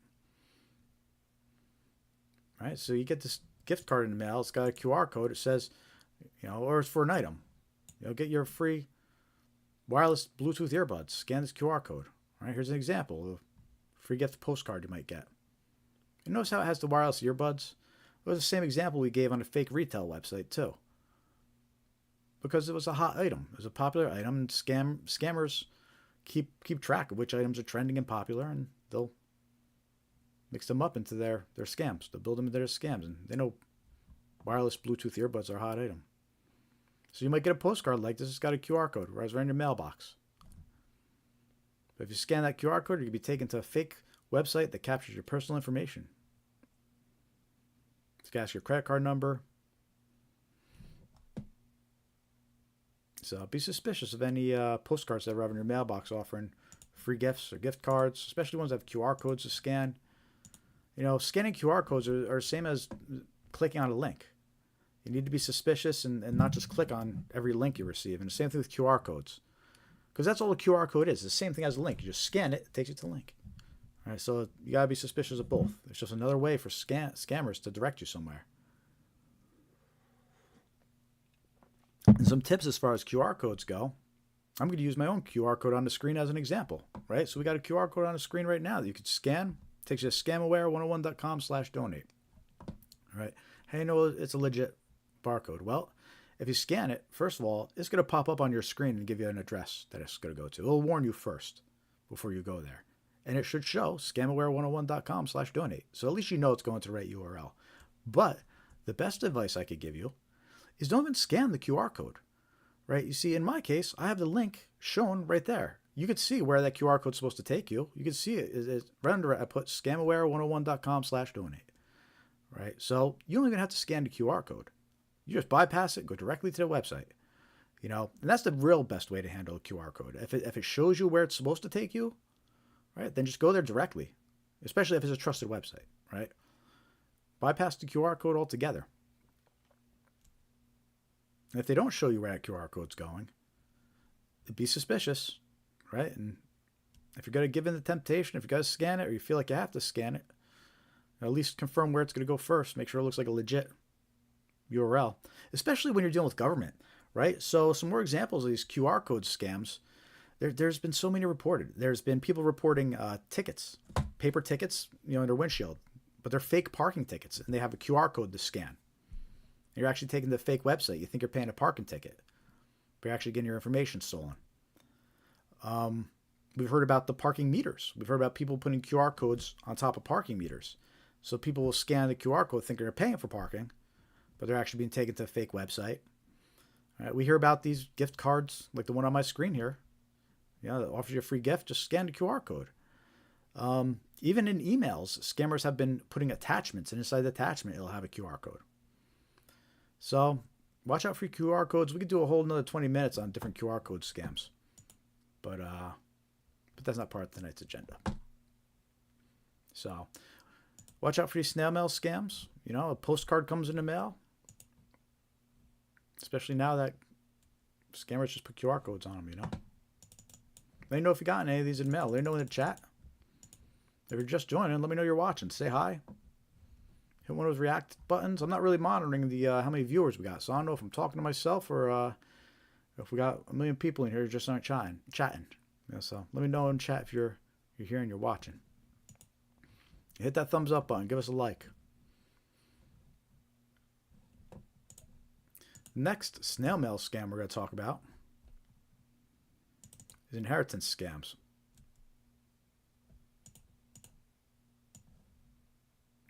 And the thing about these inheritance scams is, we hear about these all the time in email scams too.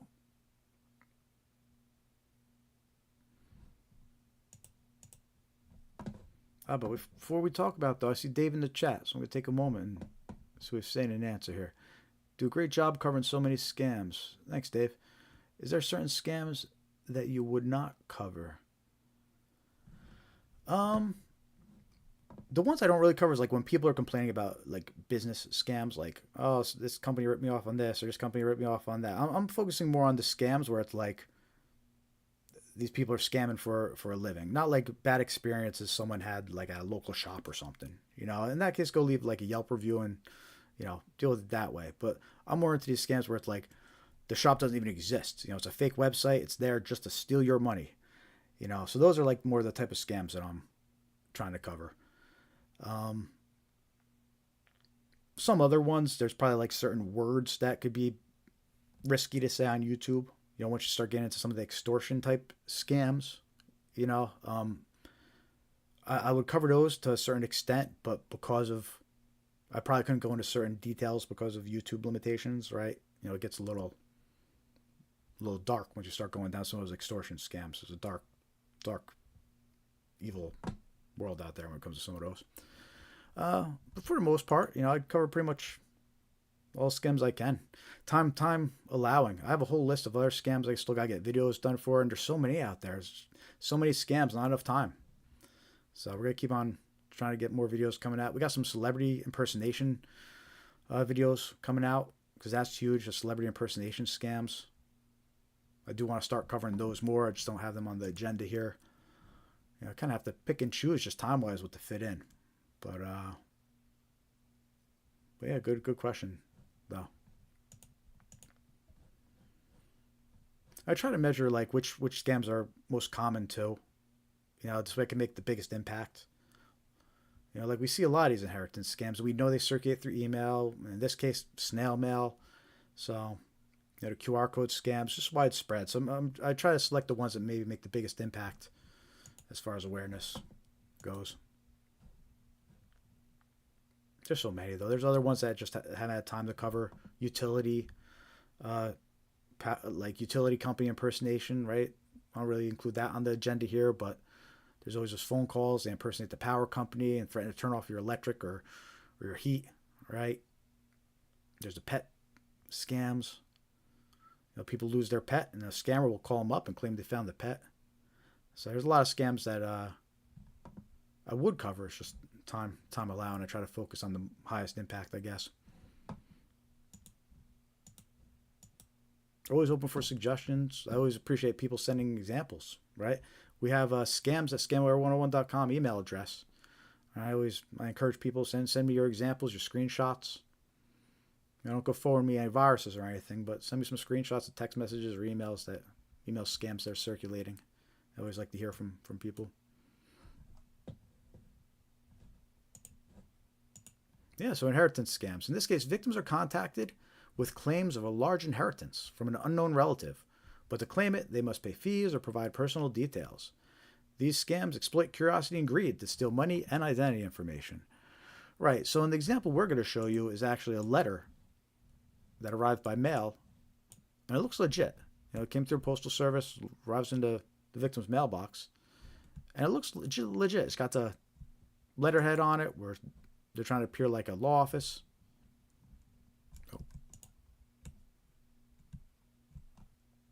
And it's basically addressed to someone, and then is addressed to the victim, and then the name they use in the narrative also includes the victim's last name. So in this scam, they're sending out this letter to thousands and thousands of people, but they're swapping out the name in each to match the potential victim. And this example is dated November 29th, 2024, so it's less than a year old. This letter is circulating. The scam is in the mail and targeting people. And you can see it's got like a law office listed up top. It's got letterhead, a logo, trying to look legit. Sounds very professional. The letter claims that their client passed away during COVID. It claims that their client had the same last name as you, and because of that, you're entitled to a $10 million inheritance. Right? This law office, they're offering to facilitate everything for you to receive this $10 million inheritance. And the last paragraph here, it says, this is 100% risk-free. I do have all necessary documentation to expedite the process in a highly professional and confidential manner. Right? Now, if there's a confidential, it's a red flag when you mention confidential. I will provide all the relevant documents to substantiate your claim as a beneficiary. This claim requires a high level of confidentiality and may take up to 30 days from the day I receive your consent. Right? So notice how he keeps on mentioning confidentiality a lot. Not only of themselves, but of you. That's a big red flag, and we mentioned that earlier when we were talking about red flags. But again, the way this scam works is they trick the victim into thinking there's a large inheritance, but before they can get it, they say the victim will have to pay taxes or fees on it. And it might be a small amount, but what's a small amount on 10 million? You know what I mean? They'll say, like, you got to pay 20% taxes, and they swindle a few $1,000,000 out of somebody, and then they disappear. There's no inheritance. It was never real. They just tricked somebody into paying millions of dollars thinking it was necessary to get the inheritance. That's how these inheritance scams work. And in this case, we just Googled a couple sentences from the letter, the name of the law office, things like that, and right off the bat in Google, plenty of other people reported the exact same letter from this fake law office. The only difference was the name they use, who's addressed to, and the name of the supposed deceased relative.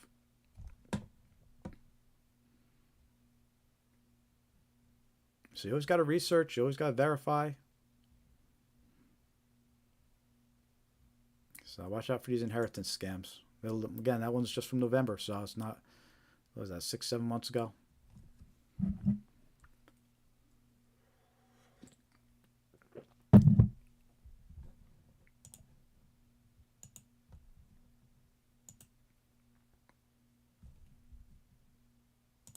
The next type of scam we're going to talk about, snail mail scam,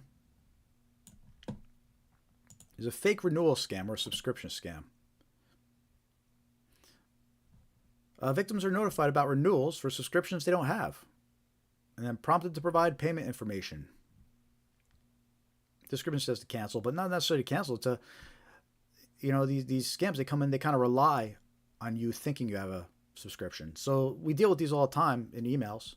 Right, we get emails that impersonate Netflix and say your renewal's coming up and there's a billing issue, or your Amazon Prime renewal's coming up and there's a billing issue. Right, those are all fake renewal scams, and a lot of times they try to trick you into clicking links to take you to fake websites so they can steal your information. Right, but in the case of a snail mail scam like this, you'll get a letter. It looks like it's a renewal. It'll be designed to look like a renewal. It'll be worded in a way where maybe legally they could get away with it, because on the letter it doesn't actually say renewal, but they make it look pretty damn close to renewal. All right, they have dates to send in the payment by, to ensure listing by July 26th. Please submit payment. All right, so this was just under a year old. So this is a current circulating one. And actually, the date of notice was June 11th, 2024, so it's practically a year on the dot. So it's still pretty recent. This type of scam has been circulating for years. And it basically just says you have a bill to pay for a service, a renewal service. Businesses get targeted with this one a lot. They'll receive a bill for $289 and they'll assume it's renewal and pay it and not think twice. So businesses get targeted with this scam the most, but individuals as well. So you have to be suspicious about letters you get claiming you have to pay a renewal for something.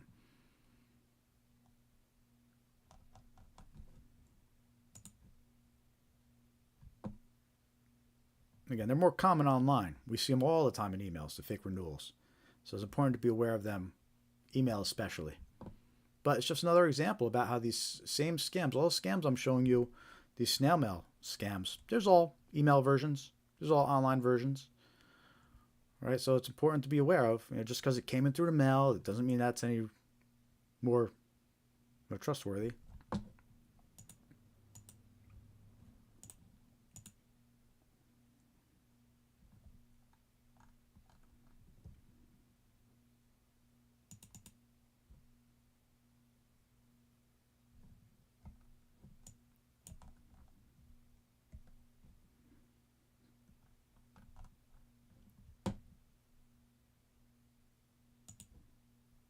All right, got one more snail mail scam to talk about. We're getting pretty close to wrapping up this live stream. We got maybe like 20 minutes, 30 minutes left tops. So last chance to click that thumbs up, give us a like, subscribe. Make sure to join our free mailing list here on scamaware101.com.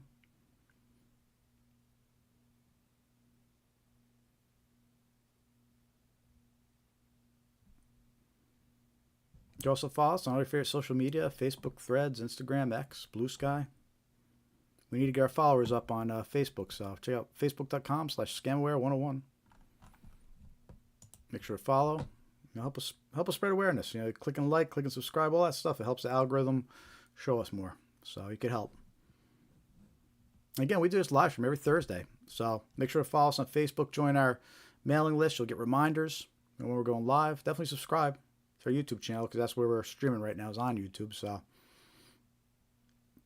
I'm looking at the chat here. Dave says, I heard someone mentioned an obituary scam where the scammer somehow reaches out to family members that are deceased, and for a small fee, they can help them get money left behind.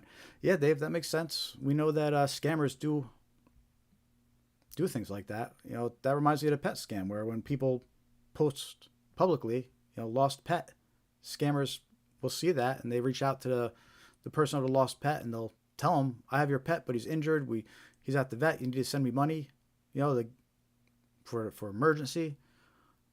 And, they look at public information and they use it in their scam. And yeah, I've definitely heard of different scams where the obituary are also a source. They'll read the obituaries and then they target the people listed with scams as well. Can't really think of specific ones off the top of my head, but like you said, helping the deceased get money or something like that. You probably get, no offense to psychics out there or whatever, but you probably get like the scam psychics that reach out to them too, and they probably go through obituaries and mess with people. Yeah, I don't know. Maybe some psychics are real, but we know there's definitely scammers out there that do it.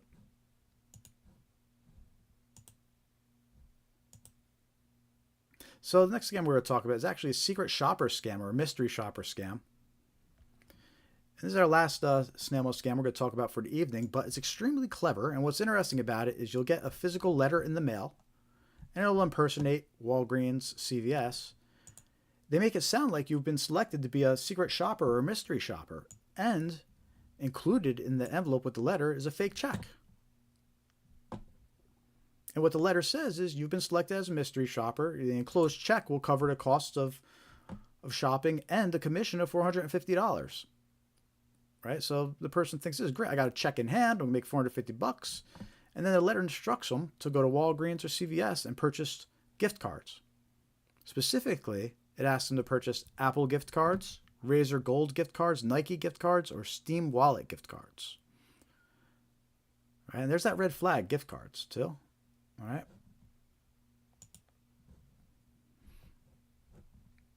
Hey, let's see this side glass bottle. Nice. Welcome to the live stream. Good to see you. Let us know if you've encountered any of these scams. But yeah, this actually arrives in the mail.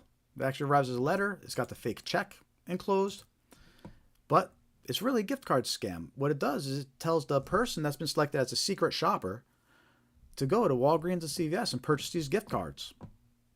Right? It instructs them, deposit this check, but then go to CVS, Walgreens within the next 12 to 24 hours and purchase these gift cards and send us the gift cards. If you do it within 12 hours, you'll be entitled to receive $200 bonus, right? So they're trying to get the person to go and make these purchases. But the way this scam works is the victim deposits the check. They don't think anything about it. They go purchase the gift cards, give them to the scammer, $2,000 worth of gift cards, and then the check bounces 2 or 3 days later. And they're stuck out of $2,000 because they purchased $2,000 worth of gift cards and they sent it to the scammers. They didn't realize the check was going to bounce. They thought they deposited it was good. They didn't realize that 2 or 3 days later the bank was going to bounce it on them. And to add insult to injury, not only are you out $2,000 and there never was a commission, the bank hits you with a fee for depositing a bad check. So that's how this scam works. That's a snail mail scam. Here's another example of the letter. Same deal. Impersonates CVS, Walgreens. This one's a little different, though. It actually tells you to go to a whole bunch of different stores that you could go to buy these gift cards. And this scammer just wants Apple gift cards. He wants you to go purchase 3 Apple gift cards. And here's a whole list of stores. Right? Walgreens, Best Buy, Target, CVS, Rite Aid, Family Dollar, Meijer, Kroger, Safeway, Dollar General, Walmart, Speedway, Albertsons. Right? So these scammers, they're like, hey, you just got to go to these stores, purchase three $500 gift cards.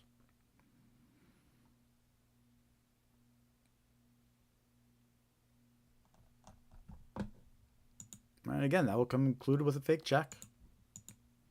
The person thinks easy money, or a check's already in my hand, but then it doesn't clear and you're stuck holding the bag. You know, again, that's a snail mail scam. And just because it has a check with it doesn't mean you can trust it. In fact, that makes it even more suspicious, right? So here's some key takeaways about these secret survey check scams. By the way, we did a video about this. We have it on our YouTube channel, so subscribe to our YouTube channel, and you can share the examples I just showed. We show them all in the video, so you can share it with a loved one, make them aware. But some key takeaways about the secret survey check scam. Right? Scammers still use the postal service to target individuals with snail mail scams.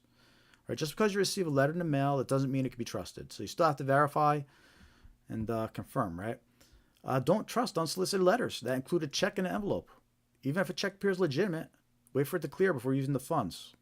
Even better, call up the bank to confirm the funds are there. Right? Because even if you try to wait for it to clear, you'll still get hit with depositing a bad check. So call up the bank directly to confirm that the funds are actually there. Any request to purchase gift cards should be considered a red flag. Right? We talked about that one of the first things we did in this live stream today when we talked about the 5 red flags. There's those gift cards.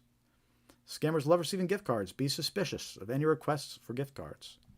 And then this example we just shared, we listed a few types that they'll ask for. It will be Apple gift cards, Nike gift cards, right? Steam. The gift cards could vary. They'll take most of them. And last, receiving a job offer without applying is a red flag. You just kind of get this letter out of nowhere. Welcome as a mystery shopper. It's got a check in it, and they're asking you to send gift cards back. It's the whole thing's suspicious. You didn't apply for that. You didn't ask for that, and they're sending out checks. All right, so be suspicious of that. The secret survey check scams.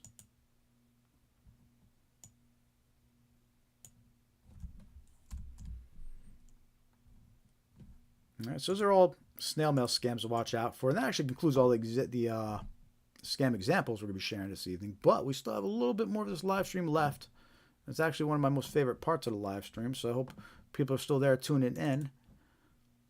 I see Glass Bottle joined us. Thank you for participating in the chat. Good to see you, man. Everybody else, say hi in the chat. Let us know you're here. Give us some reactions. Help us spread the word about these scams. Hit like, subscribe. I have no idea how many viewers are watching. I don't really look at the viewer count, but I can only judge by what goes on in the chat room. So show me some activity. Let me know you're here. Usually we get a bump from the West Coast towards the end of the evening. All right. Well, as the last portion of this live stream, what we usually like to do is we usually like to spend the next 10 minutes maybe checking out the ARP scam map. And we talked about this earlier when we were on the scamaware101.com website. We were talking about some of the tools and resources, tools and software that we have listed on our site here. I was showing you our online tools and software page. I mentioned the ARP scam tracking map, which is a really cool tool. It kind of shows you all the reports that are coming into ARP about scams, where in the country they're popping up at. And it kind of gives you an idea to kind of gauge which of these scams are picking up steam, becoming more common, being reported by people. It's a really interesting resource.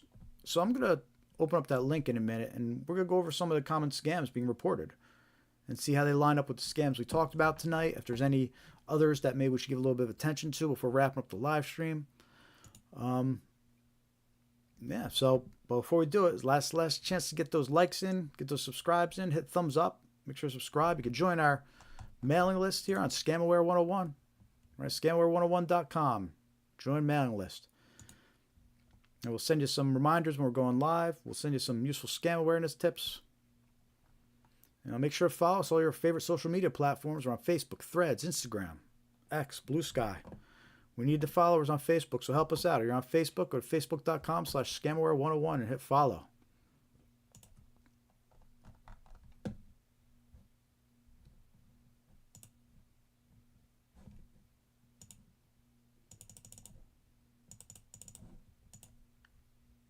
All right, so let's talk about the scam tracker map. Go to scamware101.com, click Tools and Software. Then all the way at the bottom on the last links, we have the ARP scam tracking map. I'm going to open this up, show you how it works. Hopefully my stream doesn't start lagging here, so we'll find out.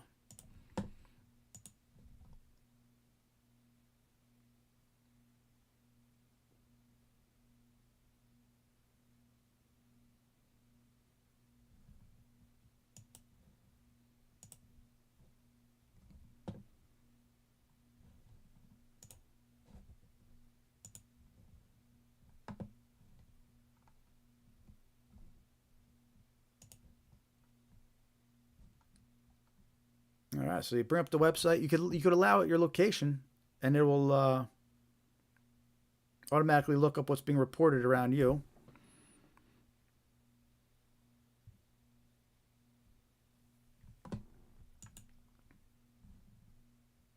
It looks like the stream's taking a hit, so maybe we won't go over this tonight.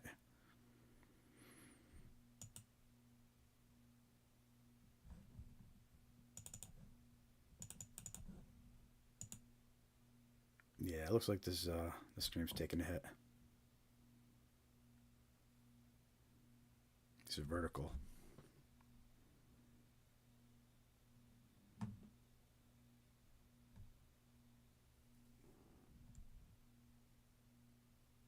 Okay.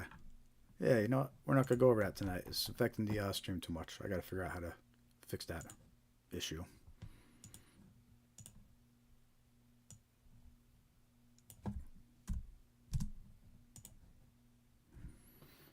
Let's see here. It looks like it should be better now.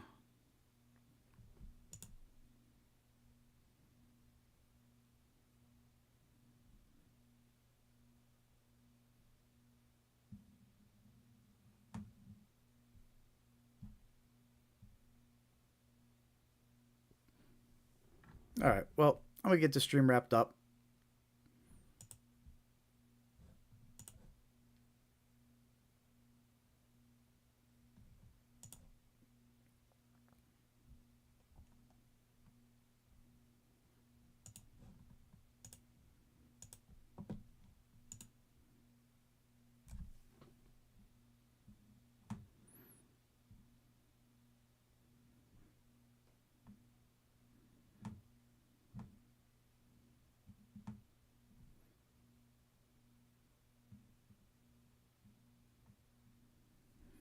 All right, everybody.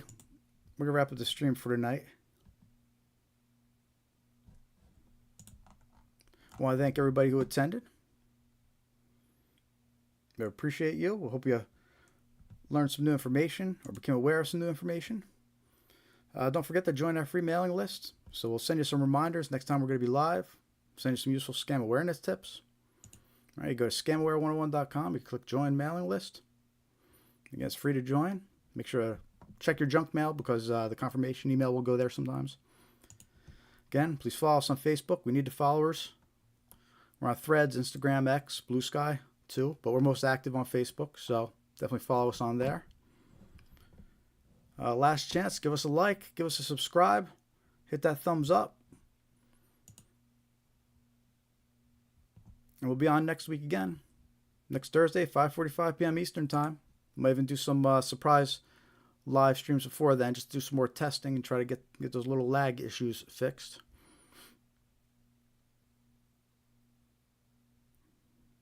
So until then, hey, watch out for these scams, stay safe, spread the word, give us a follow, like, subscribe. I'm Jared with Scamware 101. We'll talk to you next time.